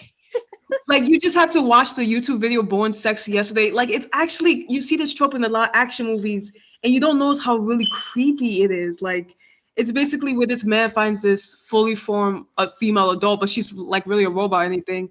And like and they fall in love, but then you realize that the female, she kind of has a mindset of a child because she's all of anime has a lot of those tropes. It's really it's really weird. Like I love anime for that reason because it just they break so many rules and they go to but so at the many end of the weird day, places there's a lot of pedophilia in Japanese culture. Like it's very accepted and weird, and it's anime. That's anime has. And also just weirdness too, like vampires. Because if you look it up, the ages of the people in there are always like 15 or 14. It's like, what? No, the girls are always super young. They're always No, like I know. 12. They're always like 15 or 14. And I know. That's the oldest they get, honey. When we're stuck listening to or someone's story on when we're watching a movie, it's like we're stuck watching it for 10 minutes, them reading something. I'm not saying like the whole culture. I'm just saying like in anime culture, unfortunately, that's a thing. And the sexualization in Japan, like I was watching a news study on it, like an article on it, and it was just like so interesting. And there was this really funny, if you guys ever have the time to watch it, there's this really funny thing made by this Australian that's like, why Japanese people don't fuck basically, don't fuck as much. And they had like 3 or 4 people, and they were interviewing them, and they were like seeing the culture. What'd you say? You're gonna have fun bleeping, aren't you? Yep. Yeah, not even accepted, but pedophiles I might use just put in the art description like protections to circumvent getting stalked. What is that? Art? Oh, right, because it's art. So technically, it's not. We're not exploiting anybody. Priscilla. Yeah. Right. You're veering way too off topic. Sorry, I was doing so good these past few weeks. Dang it. Hey, nope. Somehow the main character knows they have people in their house or they're around them when they're not seen on camera. Like hearing something. Wait, what do you mean? No, just like somehow the walk in the house is like, we've got company, and they don't even hear anything. They just feel it somehow in their bones. So Raphael said the know-it-all cliche. Yeah, the know-it-all, the guy who knows everything and all the facts ever. When out of the blue, a certain character has the skill or knowledge that is conveniently used. Oh my God, words.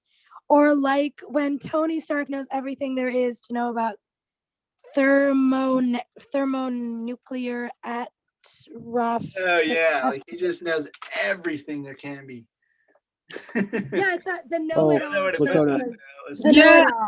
That reminds me of like scientists in movies where like they're not scientists in a specific field like biology. They're just scientists in science. Like they just know every field, like biology, radiology. It's like, no, that's not how scientists work. They don't. Sometimes it's not even a scientist. It's just like a nerd that for some reason knows everything. Yeah. There's someone who went for 20 years of schooling. I would be so mad if I did that. Where would that fall under though? I feel like we should have a category that's not just thriller, that's not just horror, not comedy, action. That's just like contemporary movie, basically. All genres. Yeah, like contemporary. All I'm already ahead. When people are dying and they're basically in their homes, like, don't die on me, and they go ahead and die. I hate when people say don't die on me. It's like, oh, you say. Oh yeah, don't die on me. Make them not die. I think what I hate is that while they're dying, they conveniently have enough time to say their last words. Yeah. It's like I'm fading fast, but I'm gonna talk for 10 more like minutes. the whole sentence. It's like you should be dead by now. It's like, and they're always at peace with it. Boy, if I was dying, I'd be screaming and crying. But they're always just peacefully going into death. There's no time to explain. And you know what's worse? It's like you see people get stabbed the same exact way and die immediately. And then when it's the main character, he's like alive for a million years before he actually dies. Yeah, somehow he gets shot in the head and he's still alive. Yeah, well, everyone else got like a little freaking like a stab in the arm or stomach or something, and they died immediately. This one got hit in the head. Nope, he's still kicking. I'll put that under. What about when people like don't die because they have like plot armor or whatever people call it? Yeah, plot armor. That is exactly what they call it. Yeah. The main characters never get hurt, they never die, but the people all around them, the side character that just came in, they can die. And that sucks because you're watching a movie and yeah, it's fun, but you're all like, oh, there's at the end of the day, you're not gonna die. This kind of goes to Deadpool a little bit, but kind of just how they have time to talk to the audience when they're breaking the fourth wall. When they're fighting. I feel like time stops when they're breaking the fourth wall, right? I feel like that's what fourth wall breaking means, is that they're... No, because remember, like when he's doing like jumping in the air and stuff, shooting, he's like still talking somehow. Oh yeah, but Deadpool's kind of, I don't know, but he's jumping in the air, but he pauses, like time actually stops and he's like, do you see what's happening here? Blah, blah, blah, blah, blah. I guess. Because he knows he's in a movie. Because I feel like that's a good one that's like not really done very much. I actually like breaking the fourth wall. I feel like it will become a cliche though eventually. Like if enough people do it, and if it's done way too much, like it's gonna start becoming a cliche for sure. I don't like breaking fourth walls, to be honest. I feel like if it's well done. It depends on what it is, really, but yeah. I don't know. I kind of hate it. I kind of hate it sometimes, and I like it in others because there's some where it's just like, oh, we get it. Like like in a video game when they're like, someone's controlling you, you know, and it's just like a crazy side character you meet. I think it's cool because it's like, oh yeah, they know what's up. Or in the Breaking Wall movie, Black Mirror movie. Or Zombieland. Oh yeah. Zombieland did it? Oh wait, yeah, they talked about being in a sequel in the second movie. You know, in the first one too, they did breaking the fourth wall too. Yeah. Oh, but it was done. They explained all the rules. I'm a sucker. Oh, but that was narration. I don't know. No. Like I'm a sucker for those. I like breaking the fourth wall most of the time. I liked Zombieland. Don't get me wrong. The first one was amazing. The second one not so much. The second one was fun. Like it was fun. I had fun with it. I can forgive it. What else we got, guys? What else? Anything else? Cliches. I feel like we're forgetting a bunch. Let's see. What about when places blow up or get destroyed? The one thing they need is somehow unsinged. Oh, wait a minute. That's a good one. Places blow up. Like behind them. It always happens behind them as they're walking away. With like a cool shot into the camera, and then it just but also somehow the one thing they need is somehow not hurt or not damaged. So if they're looking for the USB, they'll find it in the rubble and it's perfectly intact. That annoys me when I watch it. I'm like, that would be destroyed so fast. I feel like the good thing is if your story is good and if it's compelling, you can get away with a lot of these. Also, there are a lot of ways to make these different. So that's pretty cool. The main reason of this list is so that we can look at it and be like, okay, this is a trope. I need to put something like this in my movie or in my short. Yeah, I'm definitely gonna look at. I'm gonna look at these in the next couple of days because these are actually kind of interesting to look at. Yeah, and you can add more. Like I have a bunch added to my character list. The one we made last, I think it was a few weeks ago. All right, let's see. We must be forgetting something, and we need to finish like around midnight, so we have like an hour left, and we don't want people to like watch 4 hours of this.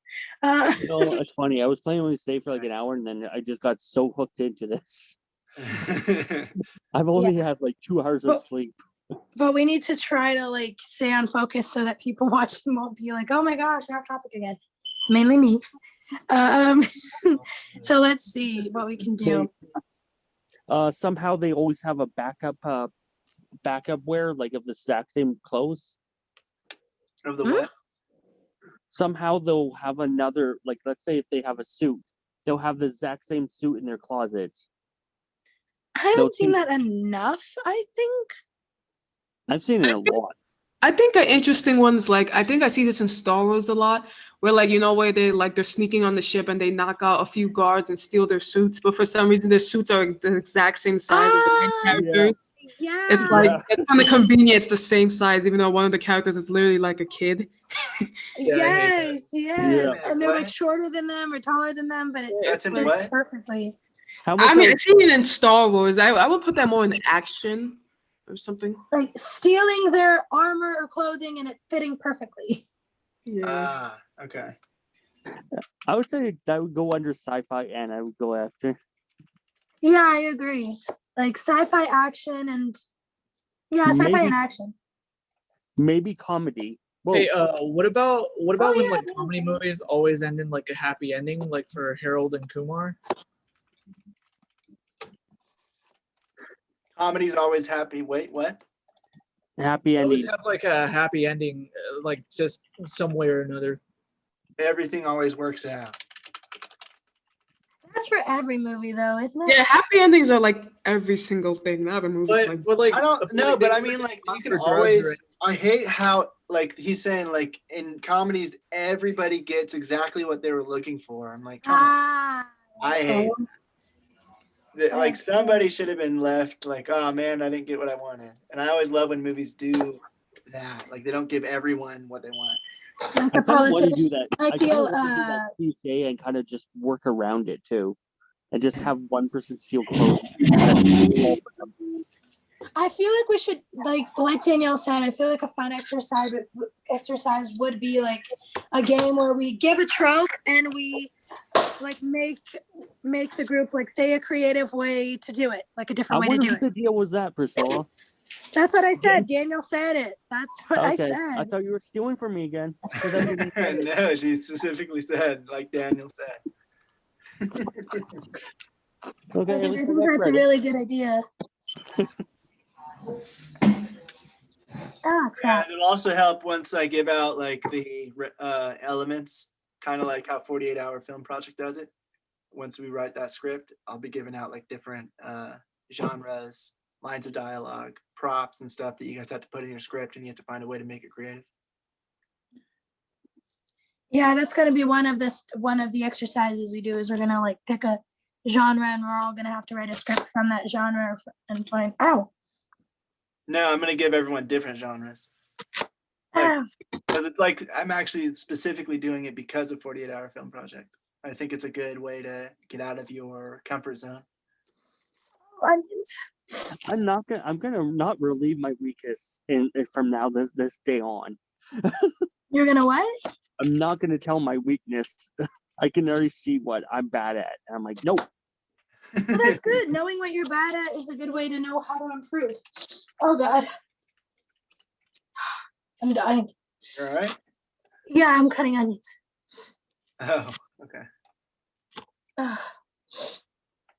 Somehow, main characters always find their glasses even though they're blind. Do what? They always Losing their glasses constantly. That's a trope. Losing their glasses and somehow finding them. In horror movies, it's always like they lose their glasses constantly. Philo.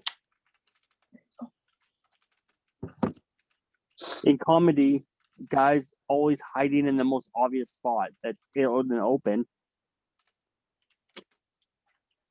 Now we got a dice.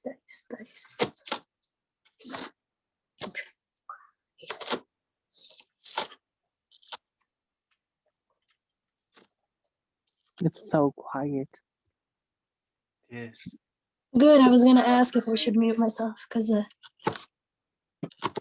the noise of the knife. Violent but tough. Oh yeah. Oh yeah, that guy who doesn't say anything, but he looks mean, and then he does that happen a lot? I feel like it does, but I could be wrong. Like there's always that guy who's like really quiet Yeah, and he yeah. looks That's really what angry. that's what Raphael is saying. He's saying like Rorschach from Watchmen.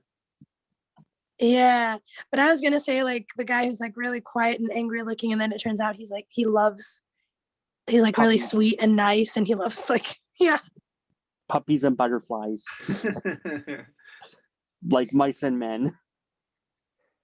Man, I haven't seen that movie, but I heard it's good. Really? Yeah. I've seen a lot of movies, but there's a I'll lot say- I haven't. It's on YouTube.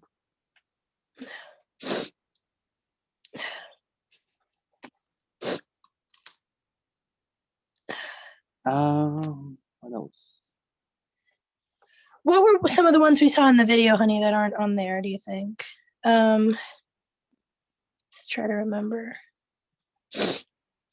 Oh, the fog always lifts at the right moment. Fog. In a horror. Fog in a horror movie. Yeah, good one. I picture that in my mind. I'm like, I have to see that. Yeah. So there's always a haunted house, always fog, always Or storm. Oh, a storm. Yeah, there's always a storm. Although, can I just say, you guys remember Michael Clark Duncan? He was an actor, like this really big black guy. Oh, I think I know you're talking about. He always played that character that's like really tough looking, but is just sweet on the inside. I feel like that's what Priscilla was talking about. oh, is that the one who played? No, I don't think that's him. I was saying, is that the one who played the dad and the girlfriend's dad and My Wife and Kids? Like, I love him. Oh, I know what you're showing. The guy in Mean Girls. No, not Mean Girls. White Chicks. Ted Cruz. I love Ted Cruz. He's awesome. No, but I don't know. I think I probably know him. I'm not good with names, so I probably know him. Yeah, I'm terrible with names too. Like everyone plays, whenever they play the same role, they always look similar to another role from another movie. Mm-hmm. Typecasting? Yeah, there you go. Yeah. Typecasted actors, like the same actors playing. Oh, right, because if you see a movie with the same actor, you're going to be like, oh, he's probably going to be this, or he's probably going to do this. Yeah, you can tell by how he looks. It's like. All right. Anybody have any other ones? I feel like should we write tropes and cliches? I feel like that's better encompassing because there are a lot of tropes on here. Yeah. All right. So do you think of any in the movie and in the thing we were watching, honey, that isn't on here? One cliche at the start of most of the time it's every food in movies is pizza. Almost. Pizza. It always seems like it's pizza like every time I watch a movie, they get food. It's like pizza, pizza, pizza, pizza, pizza. Pizza is delicious. Pizza is very delicious. I'm making pizza right now.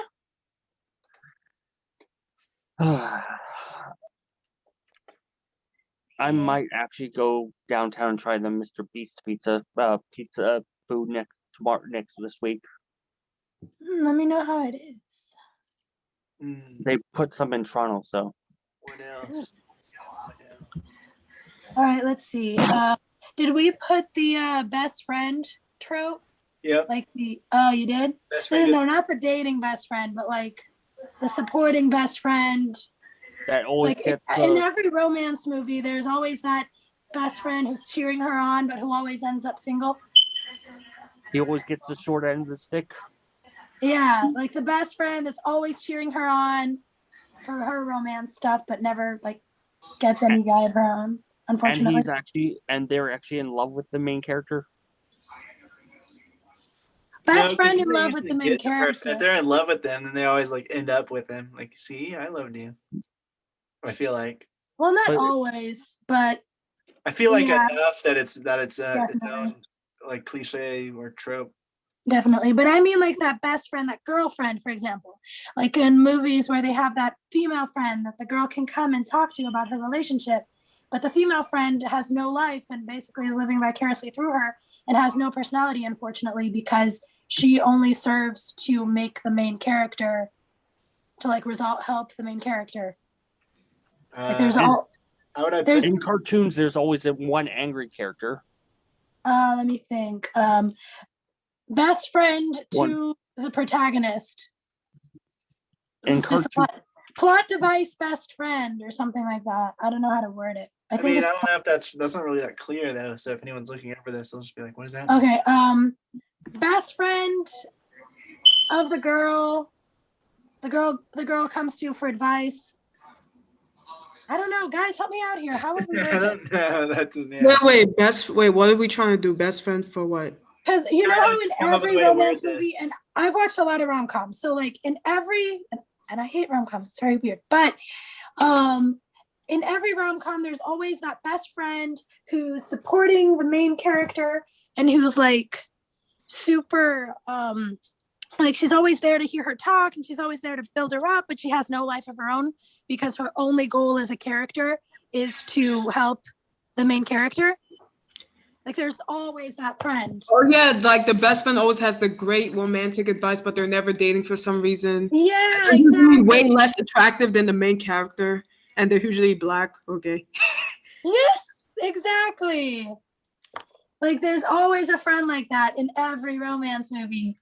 Like she's awesome and hot and sometimes hotter than the protagonist, but never too much hotter than the protagonist because you know protagonist got a protagonist. But she's always giving relationship advice and she's basically living only to be the character's confidant and has no personality other than that, or nothing going on in her life other than that. How would I word that? What would I call that?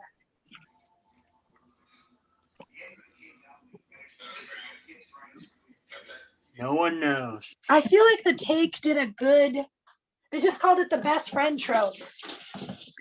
Somehow, there's a one for action. Somehow the good guy always knows exactly where the villain is without a map or anything. I feel like you can put that in romance and just be like best friend, supportive best friend trope, and they'll know. Like supportive best friend in romance, and people will figure it out. It's like, oh, the supportive best friend. Or they find him in like such a short time, it's ridiculous. Yep. Like, I don't know where they jumped off the grid. Oh wait, I'll just reverse this thing. Somehow they're in the North Pole and I'm in Vancouver. It's like, how did you get there in an hour? Another thing for romance movies is, how do I explain this? At the end of the movie, even though they don't really fix the problem, they always end happy. Like they never actually fix the problem. Like in How to Lose a Guy in 10 Days. They never actually communicate. It's just like, yeah, the characters never, they're a terrible couple. yeah, they always very bad for each other, and but they like make us root for them. Yeah, and at the end they don't resolve any of their problems, but they're back together because reasons, and because movie got a movie. But like, that's a really common trope. Like I remember watching a lot of them with my mom and being like, they didn't resolve anything. Like they're still freaking, like they still shouldn't be together. They haven't fixed their problems, and they're still together. I don't know what this would go under, but surgery always goes right in movies, never goes wrong. Hmm? Really? I think the opposite. Yeah, I feel like botched surgery happens a lot, doesn't it? Especially in like a thriller or a horror. No. There we go. My onions are chopped.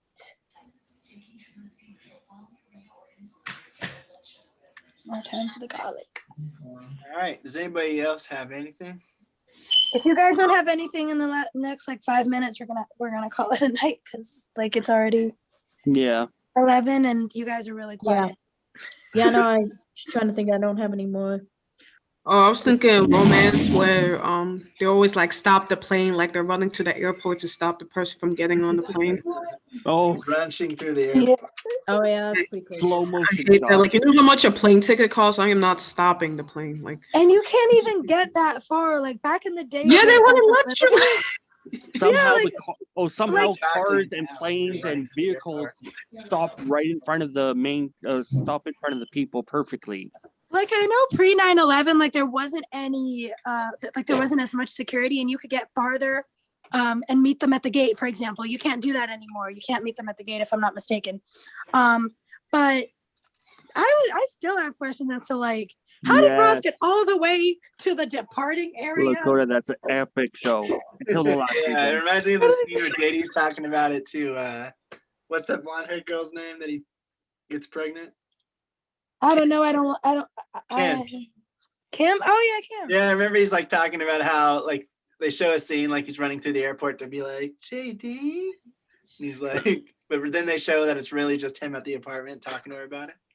Somehow they stop vehicles perfectly in front of the characters. And they don't hit them. Drive. They don't hit them with the car. Like I've seen that in front of planes. I've seen that in front of like a lot of different things. I'm like, that would Stop You just can't- in you time. can't stop on a dime like that. Yeah.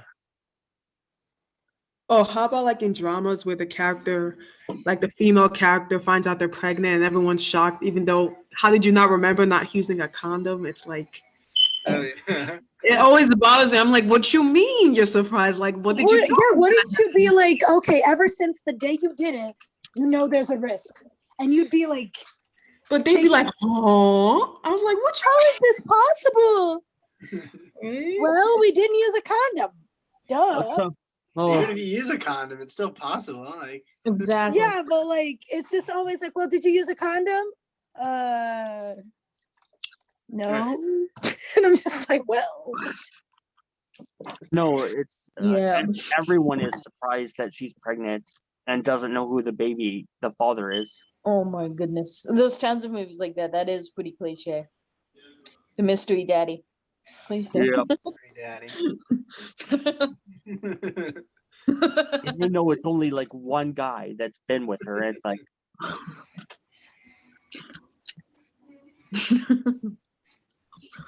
I feel like you can do the math unless it's like some Mamma Mia BS where it's like I see you number have sex with them in the same day. that's kind of or funny, weekend. Lakota, for number 6 for romance. That's kind of ironic for you too. What? What? Both people are sick. Oh, or dying? I'm just saying sick, but Gotcha, yeah. I just noticed that. I zoomed in on that by mistake. I'm like, what? Let's see. Omniscient villains. What would that be under? I guess that's under everything. Yeah, action, drama, and a bunch of stuff. Oh, how sometimes Crazy I bet- ex-girlfriend. Crazy Crazy Ex- comedy? Yeah, and yeah. Or yeah, comedy. how sometimes villains become a sidekick to the main character sometimes. When does that? That's not cliche. That's when That does that happens- happen? It happens quite a bit. Like look at what's it called? Wow, the demon in what's that new show called? Disenchantment. How the demon becomes her psychic. I don't know if I'd call it cliche though, because I haven't seen I that. think those I are don't think that happens And- to be cliche. It And happens a bit. I don't think it happens enough to become a cliche, but I know what you mean. You mean like when they start as like rivals and then they end up having to team up together. And then And they're they best end up- friends. Yeah. Crowley, Supernatural did that with Crowley, and I love Crowley. I think those are usually they call them like redemption arcs, and then usually I think they did it with Dragon Ball Z where Vegeta became more of a good guy, and he's basically one of the main characters and blah blah blah. Redemption characters. That's a good name for it, actually. I think that's more TV too, though. I feel like. No. Yeah. No, like movies don't have enough time. Movies don't have enough time for that. But But I it mean, I has know happened. they do have that happen. I'm just saying, like. yeah, I don't think it's a cliche in movies. I think it's a cliche in TV shows. But are we doing like a difference? No. But what would I put it under? Oh my gosh. That'd be action. The onion just flew completely to the other side of the kitchen. He believes he can fly. Out of my hand. Just like I can't even see where it went. Crap. Honey, you're gonna have to come in here later and find the onion. All right. What Yeah, doesn't talk belong? about like the most obvious one, like the kryptonite gimmick. Like the one thing that can take them down. Yeah, the one thing that can like defeat a villain. His one weakness thing. The one weakness. Technically, that's not a cliche because he technically can't. All the kryptonites do different things to him, so But he's just meaning No, like but we mean anything that happens a one thing lot. that's like can make the Oh, villain Or weak. they're invincible, but they have this one weakness. Especially in like fantasy. Or like the I'll Death Star. Huh? Or like the Death Star, how it just had that happens to have that one. The perfect hole that can blow up the entire thing in one hit. Yeah. Yeah. And you think that the architect who did it would just be like, that was no big deal. I'm sure that'll be fine. Oh, there's also in movies where like the main character will like kill a bunch of henchmen, but they don't really address it. But when the villain does it, suddenly bad. Like I'm pretty sure the Death Star, he killed a lot of people in that Death Star, but they don't. Oh, that's a trope where basically he doesn't Blew kill up them. the though. entire thing. Yeah. All those He doesn't. families. In most movies, they don't kill them though. They just knock them out. Well, Because somehow technically they were working for the government for that. I mean, it's But like Daddy's somehow going to no work, one and then knows- Daddy's dead because he was on the bad guy thing. someone is like no one asks where their buddy is But when they that's go a missing. but that's a trope. Basically, in action movies, they don't kill the bad guys; they knock them out. Because good guys can't kill. Like, Also, that because we need happens. sequels, and we can't have sequels with the bad guys dead. So. But I don't know. That's just me. Like, do you guys feel like that happens a lot? Like, I feel like it's constantly like they're punching the bad guys, but they're not killing them, and they're just like passed out. And then you come back and you see them like waking up. Yeah, they do that all the time. They don't just like. Because back. You know how bad? Like, if I was one of them, I'd feel so bad. It's like I was knocked out that easily. Really? And in real life, you can't be knocked out for that long. Oh, that's a trope too. Like staying knocked out for hours. In real life, Yeah, you're only supposed to be knocked out for a few seconds. I heard that it's more than that, it's like brain damage. Yeah, exactly. So and they if it's just stay long, out for like an hour, and then they wake up and everyone's gone. Yeah. or they're tied up, or Somehow, something. some weapons don't do enough damage that they would do in real life. Like you shoot a gun and it just hurts him, basically. you Yeah, mean. or you. Oh, how stand about there oh, and how they're about just knocked actions? out. Oh, I'm sorry. What'd you say? Go ahead. I was gonna say, how about in action scenes where like there's like a big, like the character slowly walks away from an explosion, but I'm pretty sure in real life there'll be like shrapnel hitting you. The loud sound will like destroy your hearing. Like you don't just walk away from explosion. You like that would actually hurt you if you're that close to explosion. The loud sound, yes, definitely. It would leave you temporarily hearing impaired. But Right? apparently the explosion is bigger than it actually is. Like the fire shows bigger than it actually is, which is why they explain. Because I watched a video that was like things that are true and false about action movies, like what would happen in real life or whatever. And they said that with the explosion, it is possible because sometimes the smoke and stuff, it's concentrated, but it looks bigger than it is. So that could be explained, but not the other thing. Yeah. Jim said, look, all I'm saying is the Power Rangers could have saved themselves a lot of trouble if they just effing killed that horny rat hat mother, for Christ's sake. Like the property damage alone when they go. Yes. Oh my gosh, yes, I hate Batman for that exact. You mean Like I love Batman, but I hate Batman because all I can think is like if he would freaking kill the Joker, like yeah, I know there's the Venom thing and all that crap, but I feel like he can find a way around it. If he could freaking kill all the other villains and like fine, the Joker has an excuse. What about the other ones? Because at the end of the day, you're just making all of them mad and making all of them want revenge on you and destroy Gotham even more every time they break out. It's not even that. It's like it's not even. What bothers me is that like they never really like the government doesn't really do anything. They don't give the Joker the death sentence. A cop could honestly just go up and shoot the Joker in the head. Like there's so many other people that could kill the Joker, but like no one does anything. Like you can't give the Joker the death sentence. The Joker has the thing with the Joker venom. So like if you kill him, you turn into him or whatever. So like fine, the Joker has super dumb. Super dumb. Yeah.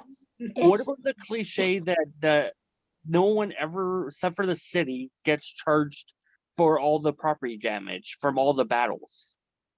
Yeah, they never talk about property damage, which is so weird. They destroy a bunch of crap, but That happened in Man of Steel. Like the whole city was decimated, and How do they afford that? That's my question. New York City would be a rubble. Ugh. Like, yeah, they would never be able to rebuild from how many times it's been attacked. And they would be pissed off at the heroes too. They wouldn't just be like, "Thanks for saving our lives." They would be so pissed off, mother effers. That would be like, Why'd you "My punch him house, through dude, 7 what buildings? happened?" Was that necessary? and Yeah. no remembrance of anyone that dies during the villain's battles. No dedications, no nothing. Nothing gets said. And bodies don't get taken away. Oh no, funeral, you mean? Yeah. Same thing, really. If No you have funeral? if you have that many villains going to your city, I would think you would like the city would do something to stop that or something. Or how the villain always knows who the good guy is without That ever falls under finding the out. incompetent cop trope, right? Like in Batman vs Superman, he knew who they both were somehow, even though it was like there was no way for him to find out. Who? Lex Luthor in Batman vs Superman, he just knew who they were. Well, yeah. I feel like that would fall under the incompetent cop trope or something like that. I get The fact that the government doesn't do anything and like just leaves it up to the heroes, I feel like that would fall under the incompetent cop trope or something like that. Incompetent government. Yeah. At the bottom. Yeah, that's a good one. Oh crap. That they lose everything to the superheroes that cause so much damage. You know, it's funny. Yeah, sure. Just keep destroying our city. The cops could probably take down with way less damage than these heroes. Well, sometimes you need the heroes, but at least have some acknowledgement. I feel like Marvel did a good job with that in Homecoming because they showed like what happened. Like, I haven't seen that yet. Stop it. Okay, I'm not spoiling it. No, Priscilla, you suck at not spoiling. It's not spoiling it. It's literally the first like 2 to 5 minutes. Spoiling the first 5 minutes. Don't do it. No, like there's nothing. Like they're No. cleaning out the rubble. It starts with them cleaning out the rubble, and it shows the aftermath. That's it. That's all I was gonna say. You have to say. That's all I said. It's cleaning out the rubble, and it's like. But oh, every time you go, you just never. You don't stop, and it okay, just, but I stopped this time. Oh wow! Well, we were all supposed to know that. Vai tomar banho, vai. Aye. All right. Anything else, guys, or is that good? That's good. Yeah, that's awesome. This group is great. I like listening. I guess this would be under fantasy. People always know their magic words, Spells. and that was without even being taught them. Oh yeah, unlearned magic. Like they're just awesome. Oh, that's like a trope. Like it's not the chosen one trope, but it's basically like that character that just is magically perfect and awesome at everything. You know, in fantasy, you always have that main character that they haven't been a part of the world their whole life, but then as soon as they come, they know everything and they're super awesome and they're better than all the people who've been training their whole lives. Harry Potter. And doing magic their whole life. No, Harry Potter's like a million tropes, and he's boring. He has no personality. He's a freaking chosen one, like literal chosen. Yeah.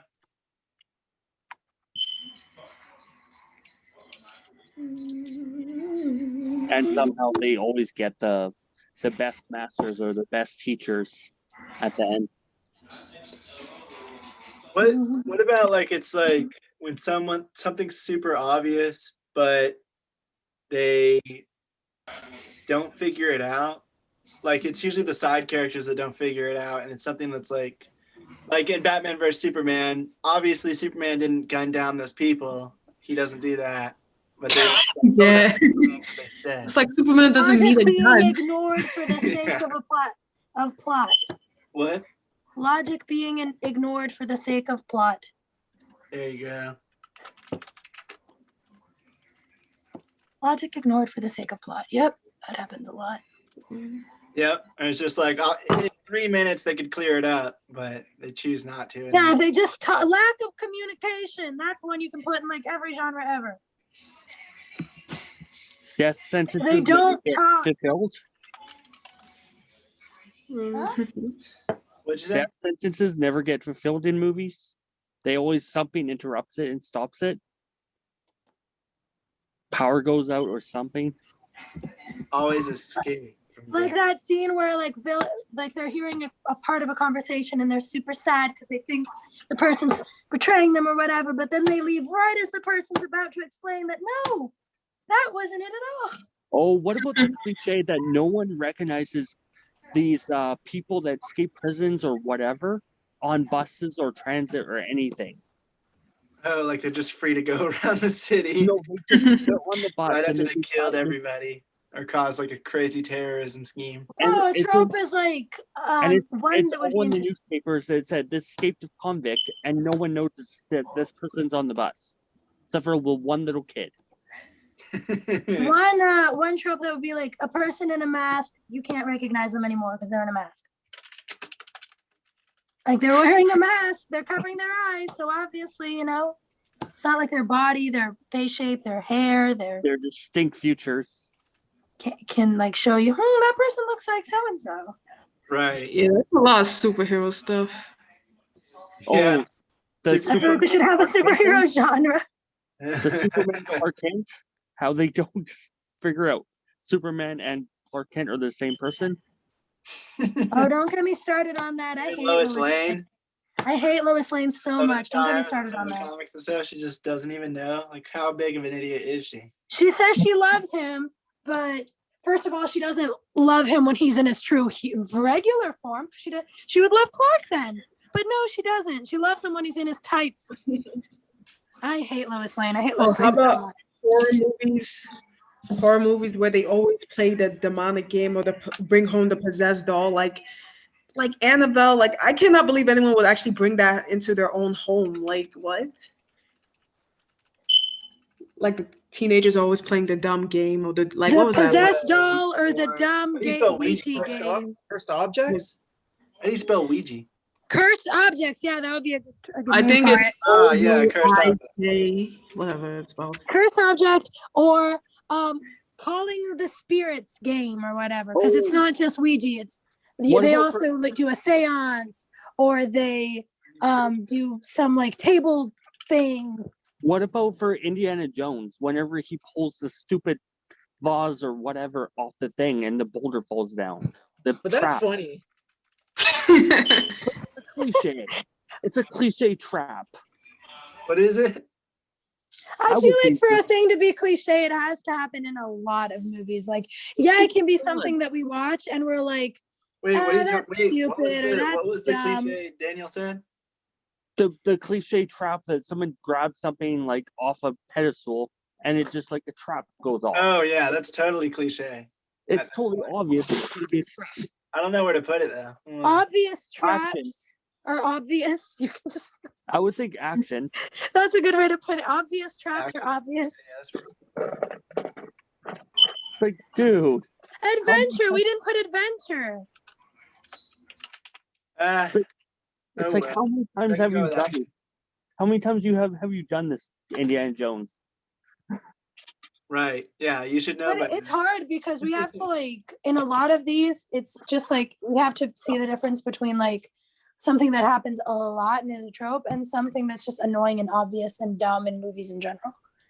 Like finding the balance is hard. Because there are some things that don't happen a lot. You can just make them unique somehow. Like that's what we're doing. Just like yeah, but I'm saying like there are some things that you're like, oh, this is so stupid, and this happens in a few movies, but it doesn't happen in a lot of them. But it's still dumb and obvious. Yeah. Yeah. Lazy writing. Yes, I think I'm gonna have to throw away this. Always easy fixes because they always write into like this hole where they don't know how to get out of, so they just make like some crazy thing to get them out. What about the cliche of like the stepdad and the daughter or the son basically end up liking each other at the end? Ew, what? No, not that way. Not that way, honey. What the heck? Not that you sick bum. What? Okay, wait, what? Say it again. Like they actually like the family is starting to get along. The stepdad and the stepdaughter or stepson. Okay. Okay, I thought you said something else. I was like, what? Yeah, that's what I What thought. kind of movies have you been watching? I was like, what? No. The way it was worded. Yeah, the way it was worded. I was like, what movies do you watch? You sick bum. Although I have seen a lot of anime. Yeah, There's anime. a lot of brother sister stuff in there. Yeah. More like a comedy, I guess. Like Oh, how about in horror movies where the child is always having a creepy imaginary friend and the parents don't take them to a therapist or something? It's like if my child says, "Oh, my imaginary friend wants to kill the whole family," I wouldn't just giggle and be like, "Oh." Not believing the child. That's a good trope. Like they never believe the kid. They never. Never believing the it's kid. true. Yeah, and all the enemies. Yeah, The kid can say, "Mommy, this guy did this." "Oh, honey, he's a nice man. He looks evil, obviously evil, but no, he's nice." He's just rubbing a knife on his tongue. Right. He's okay. Guys, all in black, looking all evil, and the mom's like, "No, honey, It's all in your mind. Mhm. It's your imagination. Could this guy look any more evil?" Nope, but they don't see it at all. Oh, obviously evil guy is obviously evil. That's another thing. But no one figures out he's evil until the end, and they're totally shocked. Like, "You were the villain the whole time," and we're like, "Duh." He looks evil. Like, you know those characters that just look evil? Yep, that's cliche. Evil character that looks evil is actually evil. Obviously, evil guy is obviously evil. Yeah. It's just as good as the girl that looks pretty and airheaded and actually is pretty and airheaded. In the same category of what you see is what you get. Which kind of makes fun characters because they're usually a little bit comedic. Oh, I hate the dumb character trope. If it's done well enough and it's not the main If it's more like a Joey on Friends, I like But it. Joey was not fully Like, dumb. If They it's made like him what's his fully face dumb from The later. Good Place, I hate it. Oh yeah, I hate Jason. Ugh. Jason's sweet, but I hate him so. He's like so annoying. Everything he says is just like, Yeah. no. But yeah, I hate those characters that are really, really dumb. But you're right, Sarah. If it's done right, I feel like Zombieland 2 did it right because we were so afraid she was gonna be annoying. Do you remember when we watched Zombieland 2 and there was that blonde chick? You know that was you're really gonna annoying. spoil more, right? That's funny. We were so afraid did she you was say? gonna be annoying. He's gonna spoil.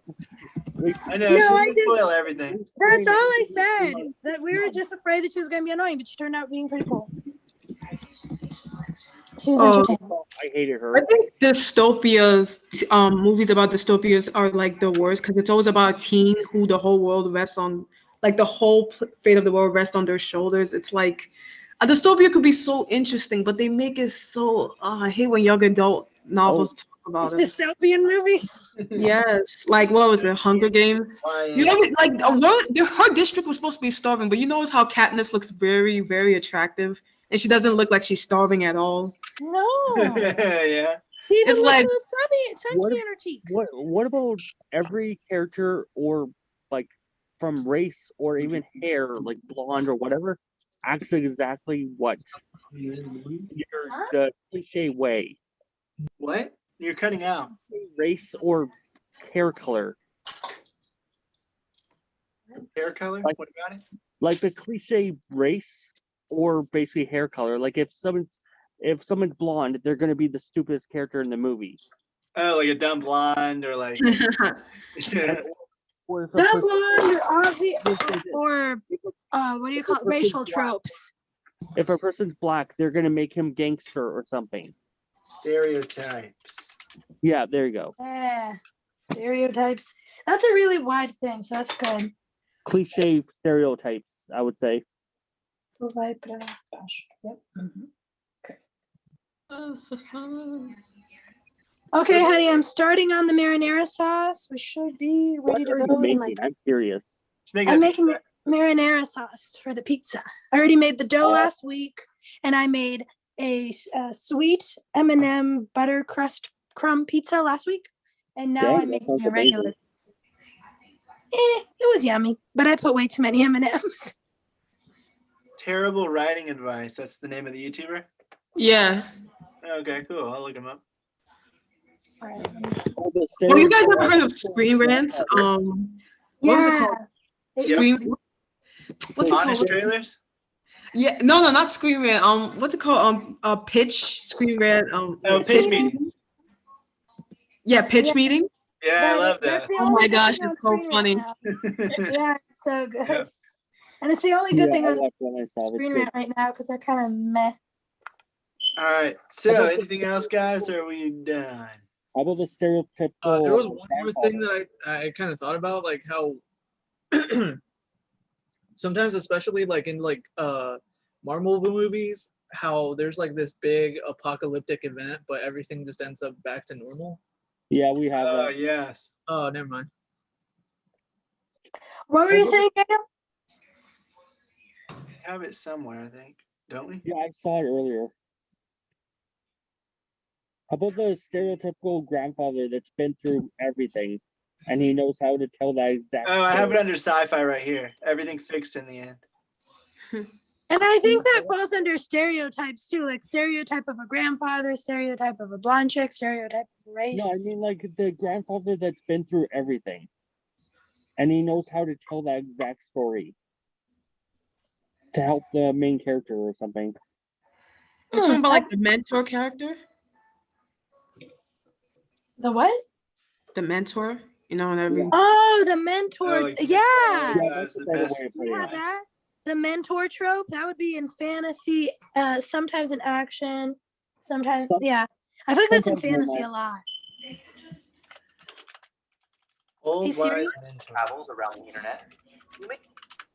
Yeah. And always wise mentors always have beards. I don't know why. Most of the time. Yeah, mostly. All right. We good, guys? Got any more? I think we better than we thought.